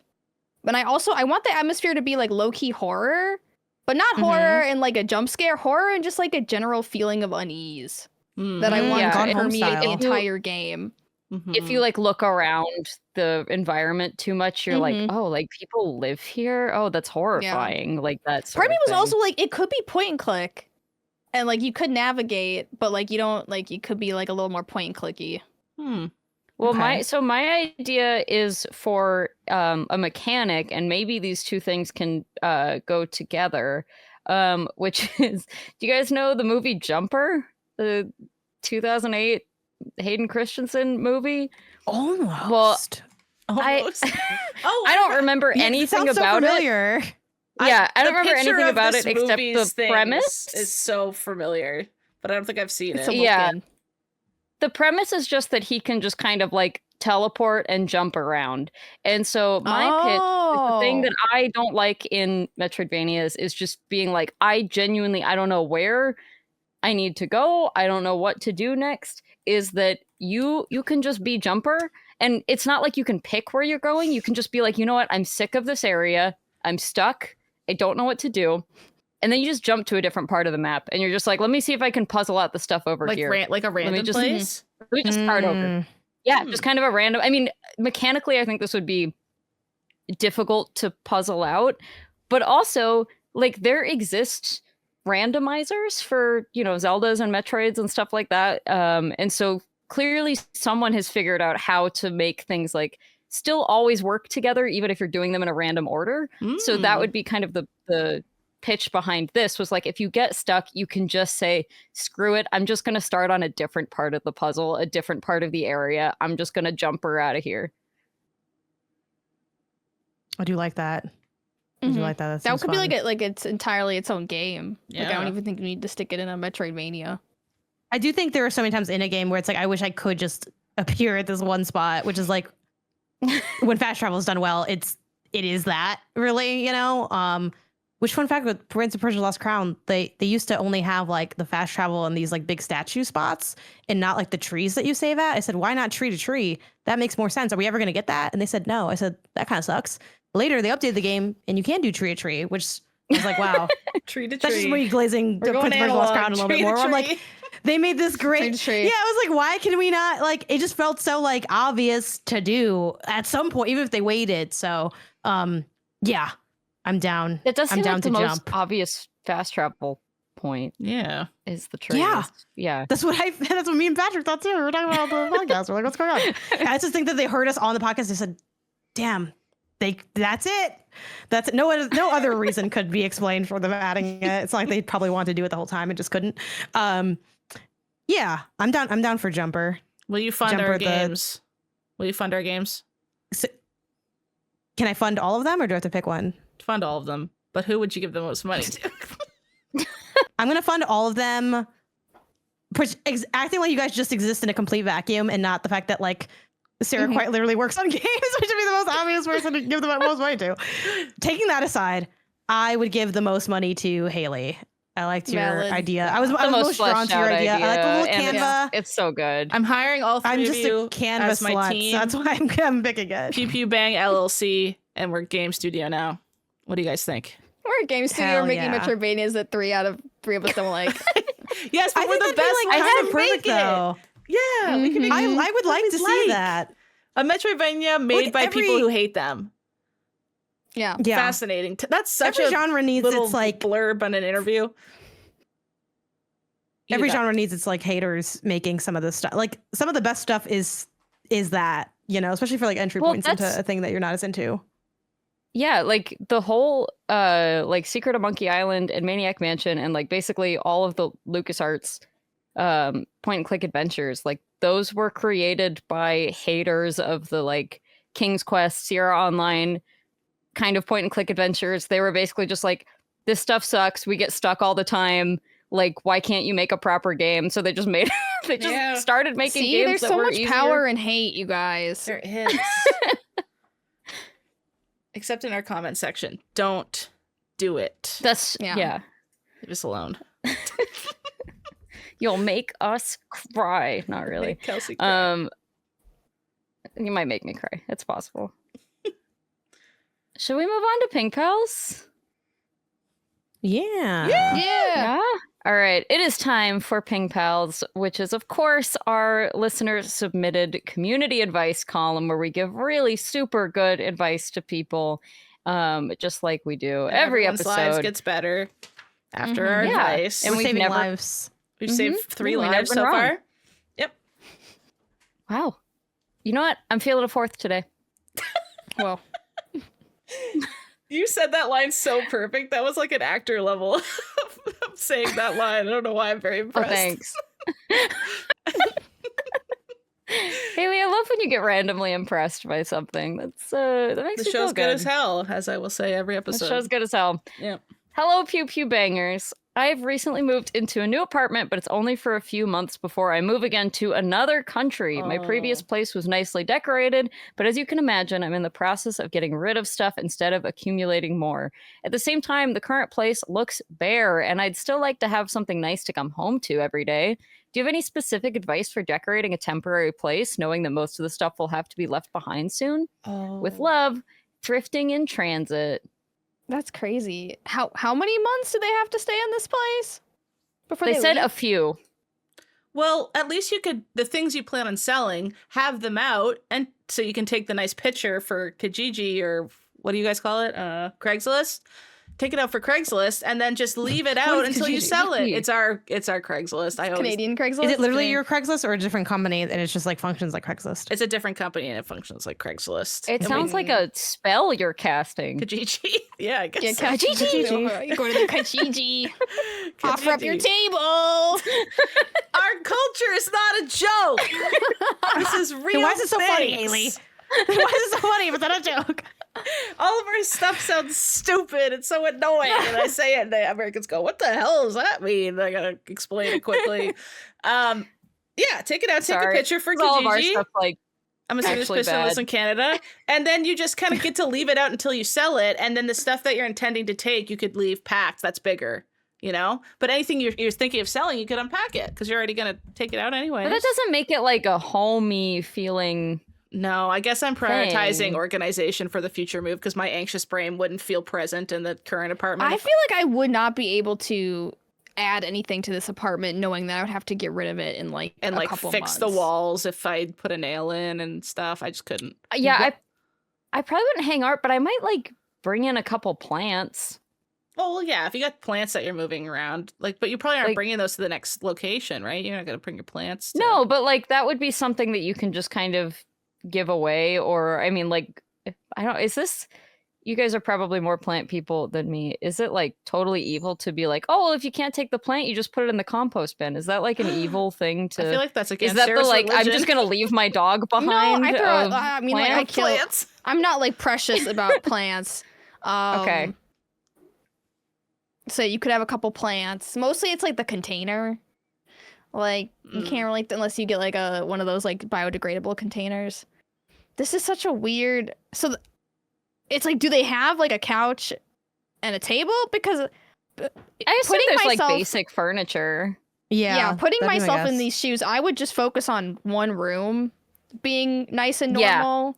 And Yeah. then like I would like focus on my bedroom or whatever, and I would maybe like prioritize that, and then I just would walk into the living room and there'd just be like nothing. Like, why would I get a table if I'm not gonna? I would rather just not have the furniture than have to deal with like trying to sell it to somebody. But you know what you can do, and something that I did when I was moving once was I knew that we were moving out in a month and I wanted to sell our couch. Actually, we were giving it away for free because it was an old ass couch and Sable had scratched the shit out of it. So it was like ugly too at that point. So I said, this couch will be for free the week of blank. And then I had someone lined up to come pick it up that week, the week before we left. So we still got to use the couch for 3 more weeks. And then by the time that rolled around, that dude seemed pretty reliable. I was like, you still into the couch? Like 5 days before, he was like, yep. And so then he came and took the couch. And he had that on his calendar. He's like, I'm getting the couch this week. Big week for me. Yeah. And he seemed to not care that I was prolonging his couch attainment by 3 weeks. He was like, okay. So, yeah. So I just kind of made that on Kijiji. I made that the name of the thing. On Kijiji. A super wild take. This is just like pulled out of my ass, like in this moment. What if you decorated exclusively with stuff that you know other people that are going to stay in the city like? So I'll give you an example. I wouldn't actually do this because it's just not my vibe. Like my brother loves the Lakers. I could put like a Lakers poster. I wouldn't because I don't like the Lakers. But you know, it's like, is there something where it's like I can easily gift this to somebody because I know they like this kind of thing? This feels almost like a the YouTube challenge. And then I know it's like super. It's a really out there suggestion, but I feel like that'd be like the least amount of potential that mean they're buying more things stuff? To sell. Like they're trying to get rid of stuff, not buying more stuff. You just well, go they to didn't say they were trying to get rid of. They said they're basically saying that in a couple months they can't take most of their stuff. Like, how do I decorate knowing that I can't take it with me? Was kind of like the vibe. I would be more cost focused than like than the getting, because like you're gonna have to get rid of some stuff either way, and so as long as you're not getting a ton of things, I'm envisioning like, okay, I got to take the car to the Goodwill or whatever at the end of this either way, and if there's 3 more things in there, as long as they're not large pieces of furniture, that doesn't seem like it would be that disruptive. But yeah, I love thrifting for like home good stuff. And then I don't know if your city has this, but here we have, it's only open 1 day a week, but it's the University of Washington surplus store. And it's only open on Tuesdays, and we're recording on a Tuesday right now, and I definitely did go today, and it's great. And it's like all of the things from the university and anything affiliated. So like hospitals, like other they'll end up with some really random stuff there. And a lot of it is just like desks and filing cabinets and that sort of thing. But they also have a huge section that's just like, I don't know, wall art that was hanging in this building or whatever. And it'll be like $2. Like it's even cheaper than thrift stores. It's going to be very random, the stuff that's there. You're not going to be able to be picky. But if you're just in the sort of like, this needs to not look like an empty landlord white, you know, you apartment. Could get like one of the desk chairs, one of those weird library chairs they have with like the wooden sides. Yeah. The University of Minnesota has one of those too. I think it's like, it might be limited to like students or like affiliates first and then the public. I think there's like different rules about general public versus students, but that's also a really good idea. I feel like I would focus on lighting because I'm like a light snob, and I feel like if the lighting's good enough in the room, I can be comfy anywhere. Like I don't need to have like everything set up nicely, but just put like a nice light in a color that I like or something. Could get really cozy with it.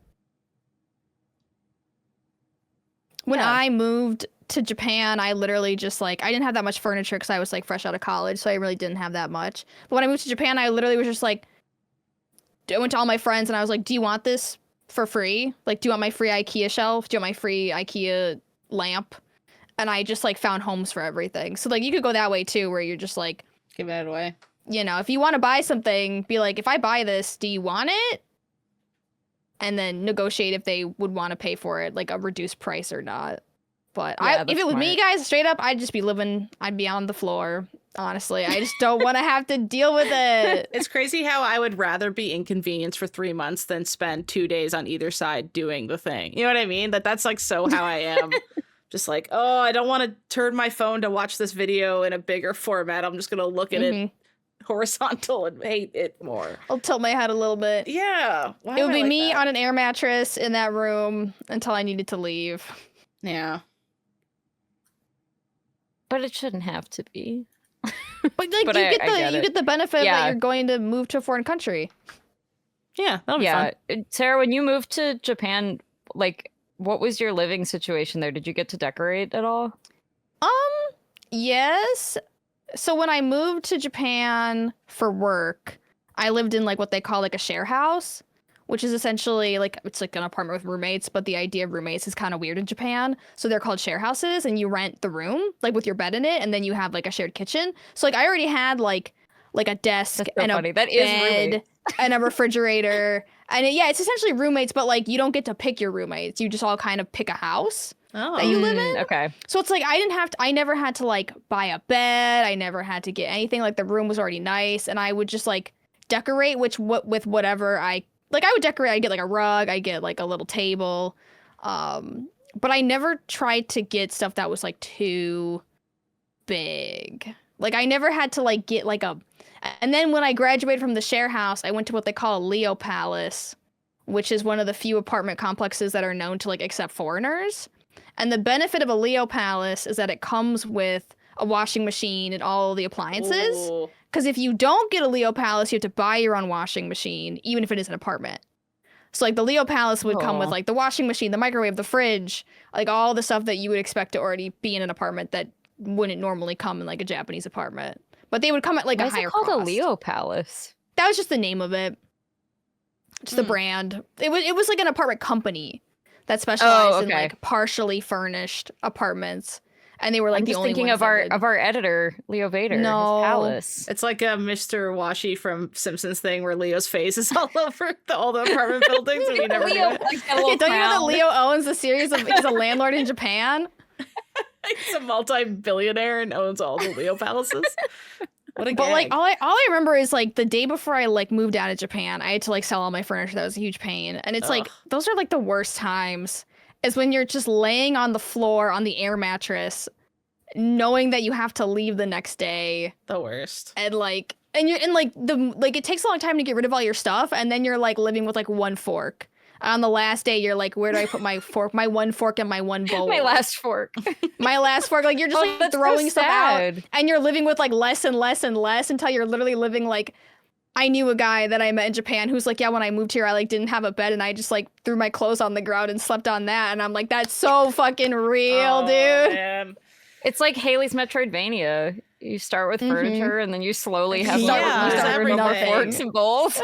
I remember when I was leaving Minneapolis, I had bought a monitor for my room, like a TV monitor, so that I could play games in there because I had 3 roommates, so like, you know, fair enough. They might be using the TV in the main living space. So I bought like a really cheap little TV and I just gamed on that. And then I remember I was trying to sell it for like literally nothing on every website I could, and no one was buying it. I was like, I don't want to just leave a perfectly good semi-new TV like outside or something. And I was the last day at the Game Informer office, and Serial had just gotten hired, and he's like, I'll buy it off you for $50, which was like more than I was like, sure. And then he's like, but I could only take it from you in the next, because like I was leaving the next day. He's like, I'm only in the office for the next hour. So I spent like almost as much on Ubers to run home and get it and bring it back to Serial. The money he gave me to take it. But I low-key was happy because he was like, perfect, I'll use this for the office. And I was like, otherwise it was literally going to sit on the ground outside. So at least it's like I thought it was worth it in my brain. As there. a home, but the stress of that was the only thing I bought when I lived there. Stressful. And I was so stressed over it. It's so stressful when you're like moving to a foreign country and out of a foreign country, because there will always be that one awkward day where you're like, no bed. Guess I'm just laying on the floor. I mean, I never had to lay on the floor. Yeah. Like I had an air mattress, but they're definitely like, no furniture, might just lay on the ground. That's scary. Yeah. Well, because it's like, because you can't move your furniture like cross country. That would be ridiculous. No. Yeah, I mean, I've definitely I've moved places and like not have had stuff not set up yet. Like, you know, when I've moved out and like not had furniture ready or whatever. But yeah, it's always been like, well, but I have my air mattress and like some of my belongings because I do ultimately live here. You know. Mm-hmm. Anyways, good luck. That's really cool and probably scary moving to a foreign country, but good luck with that. And yeah. All right. Hey, Pew Pew Bang. I am a 32-year-old male and I've been anxious my whole life while still being able to do things that made me uncomfortable. But lately, my anxiety has been manifesting in stronger ways, like panic attacks and physical symptoms and not being able to be in big crowds. And it's been keeping me from doing things I enjoy, like going to cons or hunting for retro stuff at the thrift store or flea markets. I've been trying to take steps to make it better, like looking into therapy that's covered by my insurance. I've been exercising more. I've been getting outside more. It's helping a bit, but it's still a struggle. So I was wondering if any of you deal with anxiety and if you have any tips or tricks that help you when you feel yourself getting anxious. From Anxious in Aurora, love the show. Anyone else? Yeah. I feel like we're all anxiety baddies, right? Mm-hmm. Yeah. And I do feel like places are like low-key getting busier. I can't quite understand it, but like, yeah, because like going to the thrift store, it's always so busy. The thrift store is so busy all the time. It's like, why is like half the town here? Because no one can afford anything. Yeah, it does feel like things are getting like, and conventions are busier than I feel like they used to be. Yeah. Like everyone's going to conventions and stuff. So it's like, I totally feel that. Do you guys I get think a also, little I mean, burst part of it rage when someone stands near you in a store, even if it's so valid? I fear I'm starting to get that as I get older. Like I'll have the whole store will be like empty and I'll just be in one section looking at something and the one person in the store comes and is like wants to look where I'm looking. I want to turn around and scream at them. I want to be like, could you not fucking find anything else for 2 seconds like, while I do this? I will that's crazy. I will like go through the entire, if I see someone looking at what I want to look at, I will just look through the entire store and then loop back. Yeah. I'll pretend to but look some people at just like buzz up and wait. and I'm like, if I need to get past, my thrift store has like pretty narrow aisles, and if someone's like where I need to get through, I'm like, guess I'm looping around this whole area so that I can just get around them and not have to be like, oh, get in their personal space and squeeze by. They'll stop and get on their knees to look at something low and take up both space with their cart and themselves. And I'm like, I literally want to run you over. I can't believe you're this obsessed with yourself that you're not looking around. Hi. It makes me so mad. So the answer is have rage instead of anxiety. Yeah. Rage does replace the anxiety. It does fill that cup, and then you can't fill it up with anything else, to be honest. Yeah, I have also been having just like heightened anxiety lately, and I'm sure some of this is, state of the world stuff.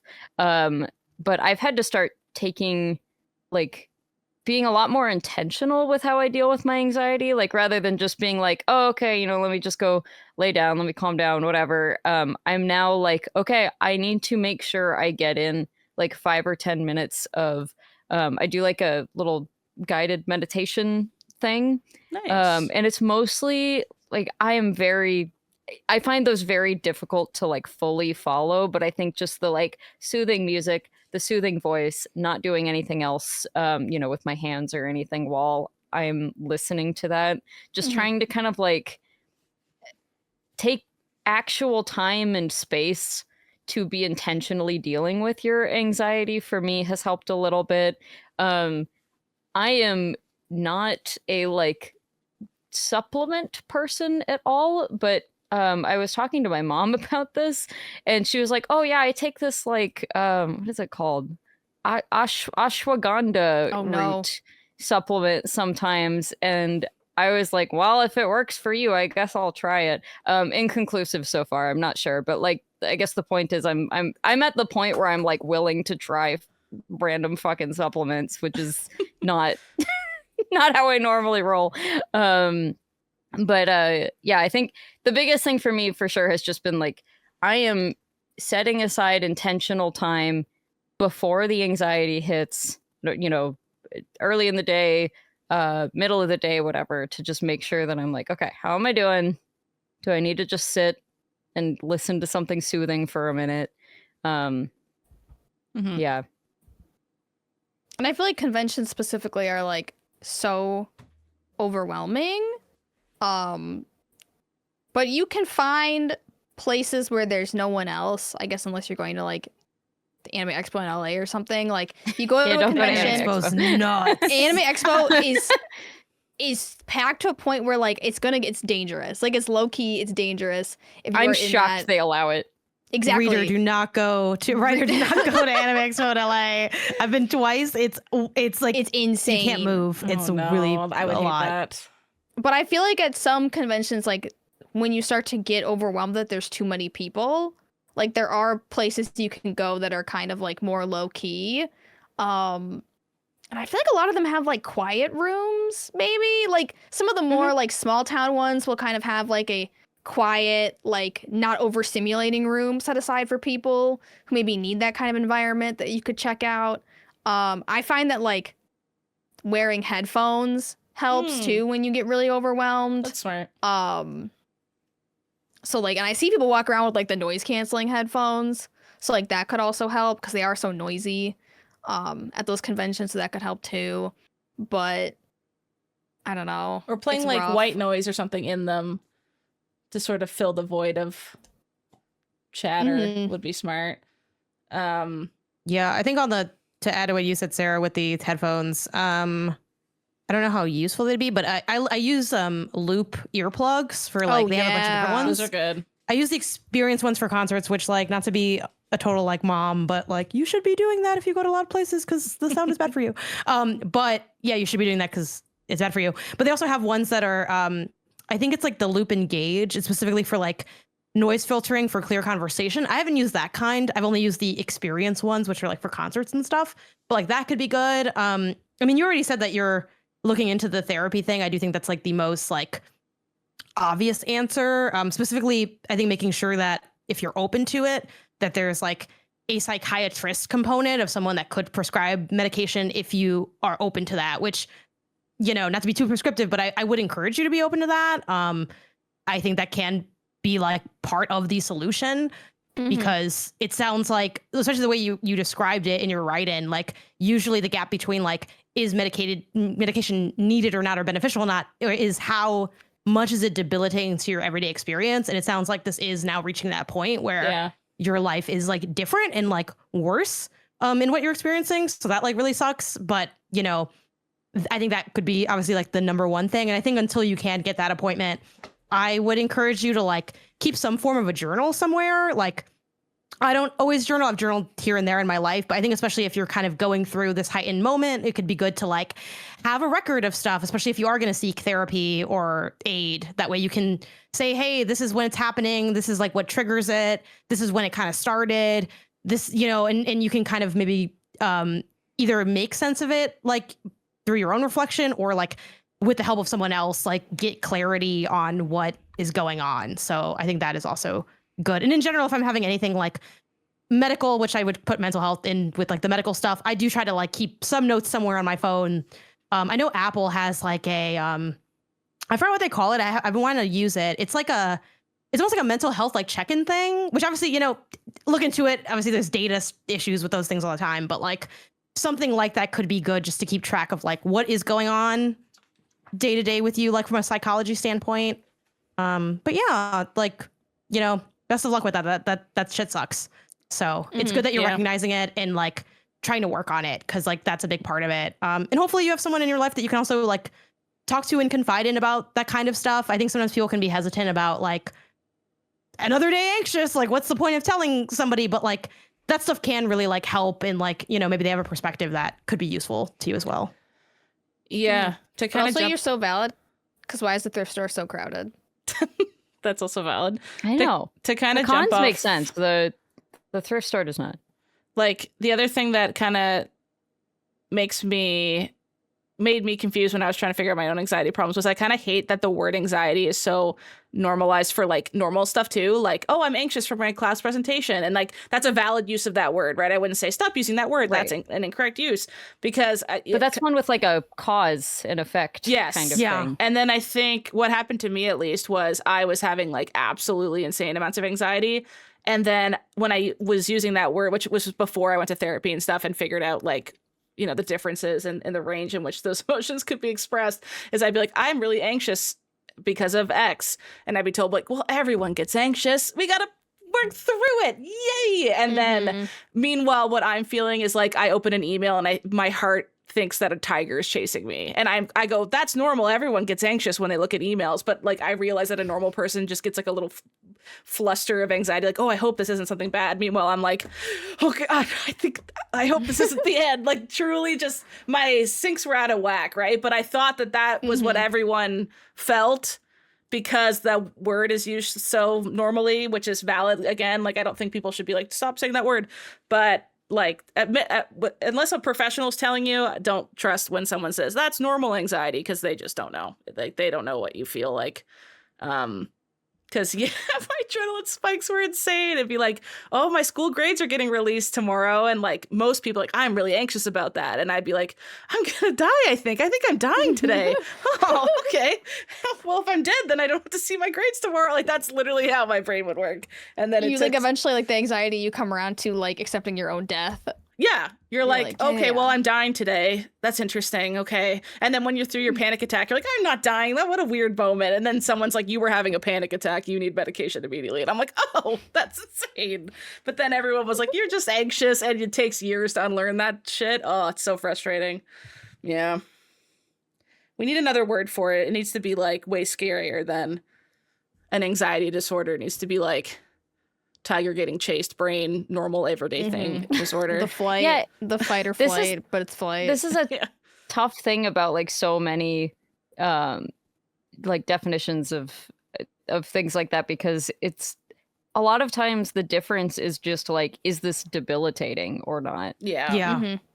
And that can be a tough thing to, because then you're using the same word for two drastically different things. Like one version, like you said, where it's like, oh, I'm a little nervous. And one version where like your heart is pounding while you're laying in bed staring at the ceiling because you had like a stray thought of like, what if someone didn't like what I said that one time? My life is over. Now I'm going to get eaten by a tiger.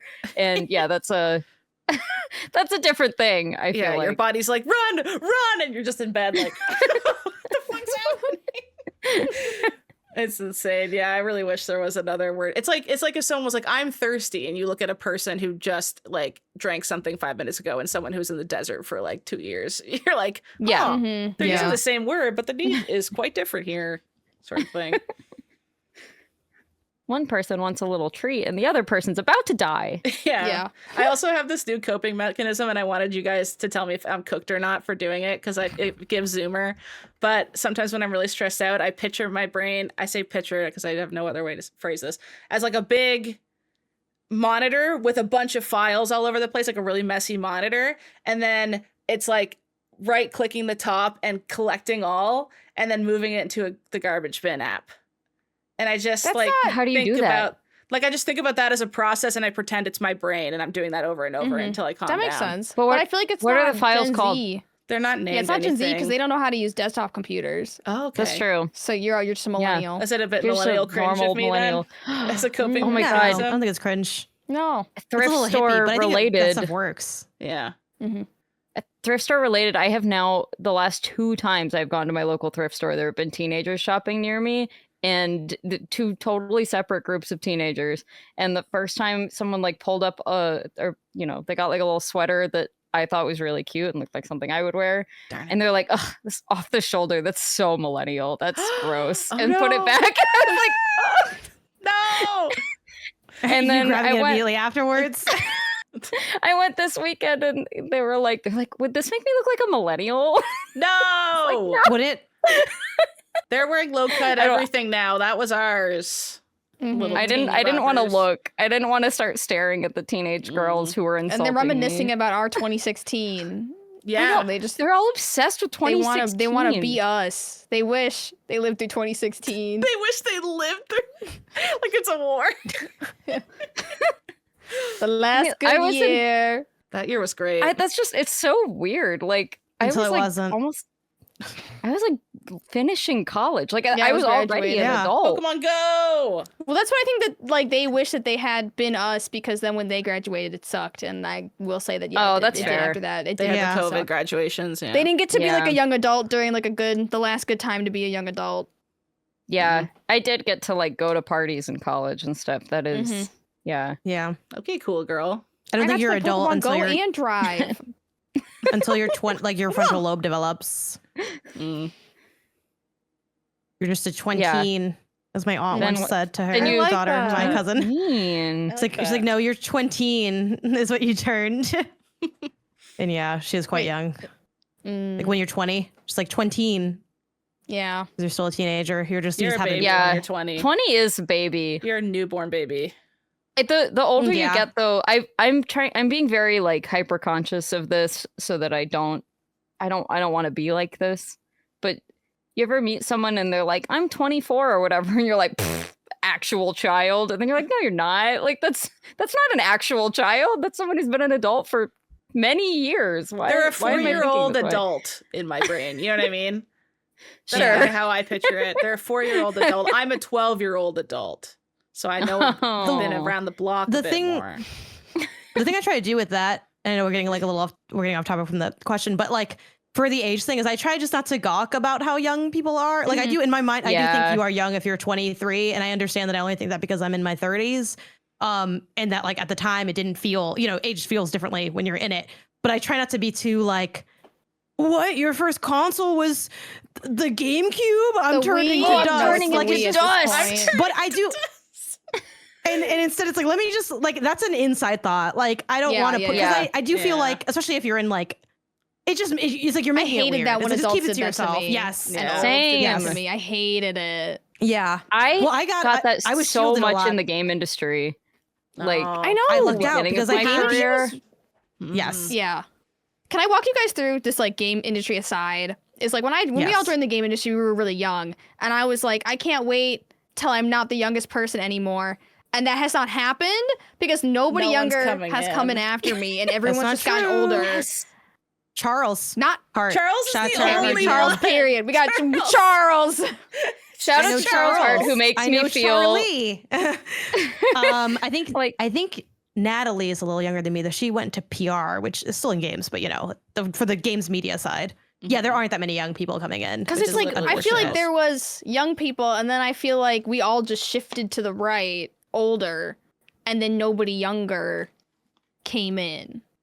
Like, there are so you many always know- 20-year-olds. Where are all the 20-year-olds now? They're streaming But on you also- Twitch.tv. They're streaming, and yeah. like, they're streaming. You also tend to only know, though, your cohorts and above, like the people that you're. So it's like, I don't know a lot of younger people because I'm older. So just essentially, I'm not, you know what I mean? Like, I'm not hanging out with like a bunch of but like, I thought that I would Yes. I would see them on social media or something. Yeah. You know? Like, because I was really active in the industry, and I was like really active with like the older peers in like a notice me senpai way. And I'm like, I'm sure that they're there, but where are they? Like, our industry simply does not have young talent in it. I just keep scrolling on Charles's feed to be like, that. There they are. It's just one guy over and over again. But that's Charles. it. Hey, Charles again. For the age thing for games industry, obviously people do know that I'm young when I was younger, whatever. But I got away with a lot of stuff because my first console was the SNES Junior. So it's like, it makes it seem like I'm older than I am because it's like a really old console. But I was 5 when I got that. You know what I mean? Yeah. That didn't mean anything. And back then too, like this makes me sound like a million years old. Back then, you really could there was like only like 5 to 10 banger games per console that people talk about today. So if you played a couple of those, it just seems like, oh, you were all in it. And it's like, I wasn't really in it because I was a kid in my room and you were like writing in a magazine.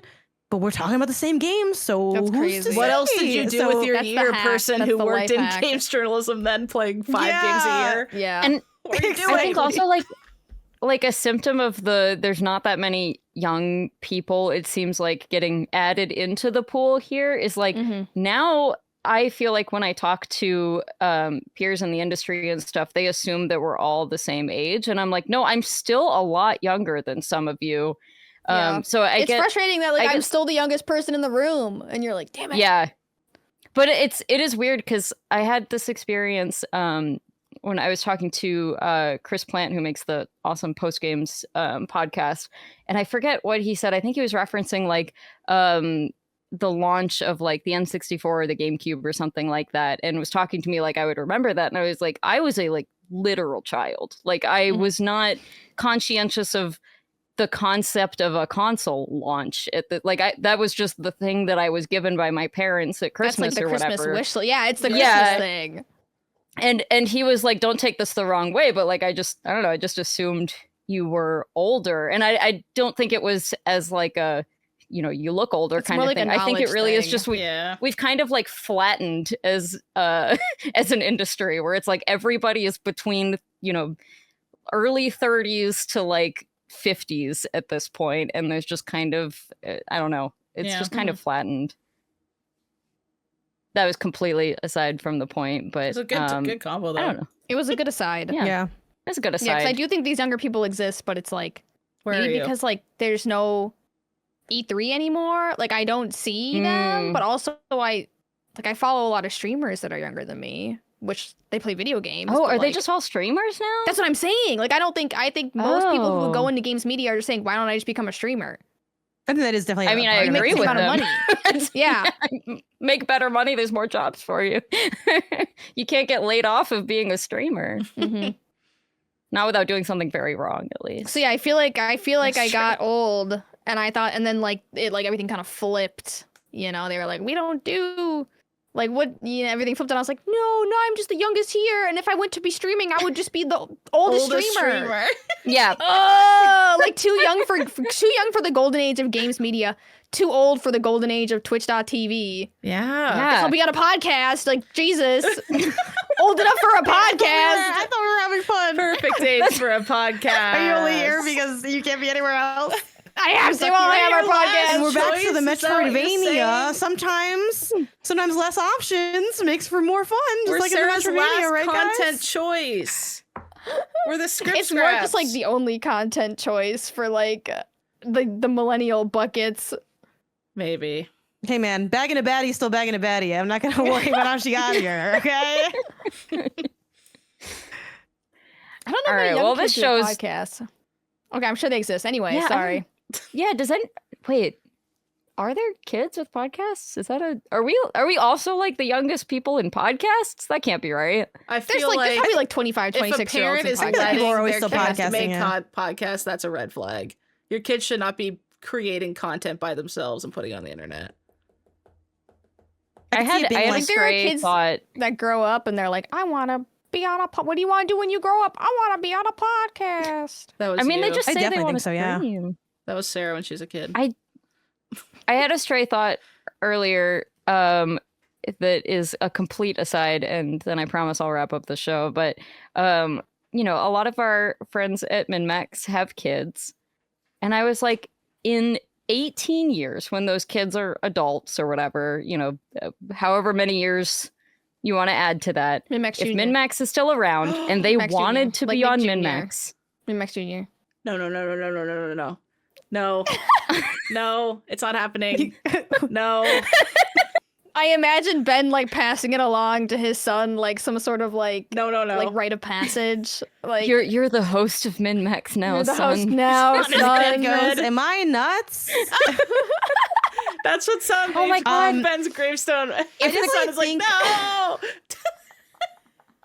I think if they wanted to be on MinnMax, they would to some They're not degree. gonna- Or I they think would it's just- so they would at least- lame to those they would at kids. least appear. It's not as They would at least toxic. appear What's on wrong with content. it? I hate it. But if it was Ben's kid, or like offspring or whatever, like I think Ben would couch it too much and be like, oh, like, He are you couldn't guys cool pass with the it? If not, it's flag. whatever. Like, you know what I mean? Like, I don't think he would pass the flag. I think it's just that like I could see them appearing on content if they so chose to.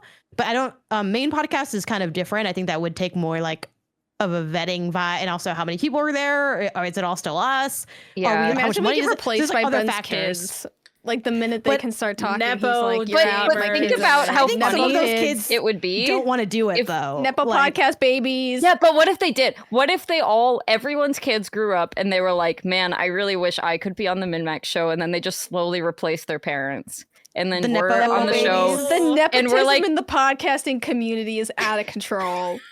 We're And like this whole 50, industry is, like, and friend Jeffem's nepotism. child is like replaced Jeffem on the show, and like The only And one then I I'm have to say okay things with is like, Kyle's me daughter. and your 'cause she dad seems really cool. love this game. It sounds so weird.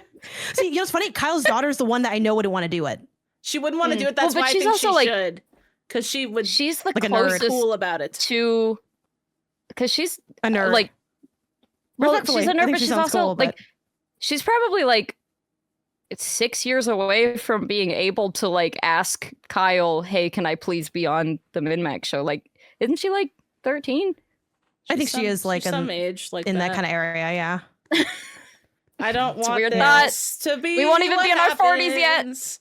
I don't want the children to rise up against I do think us. in lieu of having like young people and older people, because everyone is kind of like either the same age or like it just goes up. We have parents and non-parents, and that's the game's media divide. Yeah. Yeah, I fear that will be the divide. It's already the divide a bit, I fear. I think yeah, it absolutely is. Yeah. And every time they have another kid, people the are like, divide I have widens. kids now. Yeah. Yeah. And then like one day they're gonna put us all in a pit and we have to fight. And then whoever lives raises the children. No, I want to die early then. Dying over the would you rather die or raise children?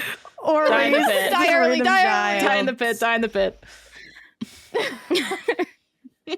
And on that note, I think we can wrap up our sleepover. Thank you for listening to Pew Pew Bang. If you feel like supporting the show, you can go to patreon.com/MinnMax with 2 N's. Find a tier that's right for you. If you support the show on Patreon, you can unlock Sarah's Loaded Gun, which this week had the special guest of Maddy, and I think Sarah was a little afraid to ask her the question. She's never coming but back on the show ever again. She was perfect. No, she rolled with it. It was great. She had a great answer for the question. Thanks for hyping me up, you guys. Yeah, it was great. Of course. So yeah, if you would like to get the ad-free version and the version that includes Sarah's Loaded Gun, please go support the show. And you can find us on social media at pewpewbang.bluesky.social on Blue Sky, of course, and at pewpewbangpod on Instagram, TikTok. Share Pew Pew Bang with a friend if you have someone who you think would enjoy this crazy stuff, and send us feedback if you've got some. Anyways, our moms are here. You know what that means. From the mothership. We're leaving. The mothership is here. Oh my god. They're here. Oh my god. Get in the car. Get in the car. Bye. Beep, Bye. If you liked this, you can catch more of us on MinnMax's other content like the MinnMax Show podcast, our Unhinged community voted series, New Show Plus, Deepest Dive game clubs on new and retro games, and a whole lot more. It's all Patreon supported, so if you enjoy the show, please consider checking out those benefits, clicking around to our other shows, or telling a friend about Pew Pew Bang. Thanks a bunch.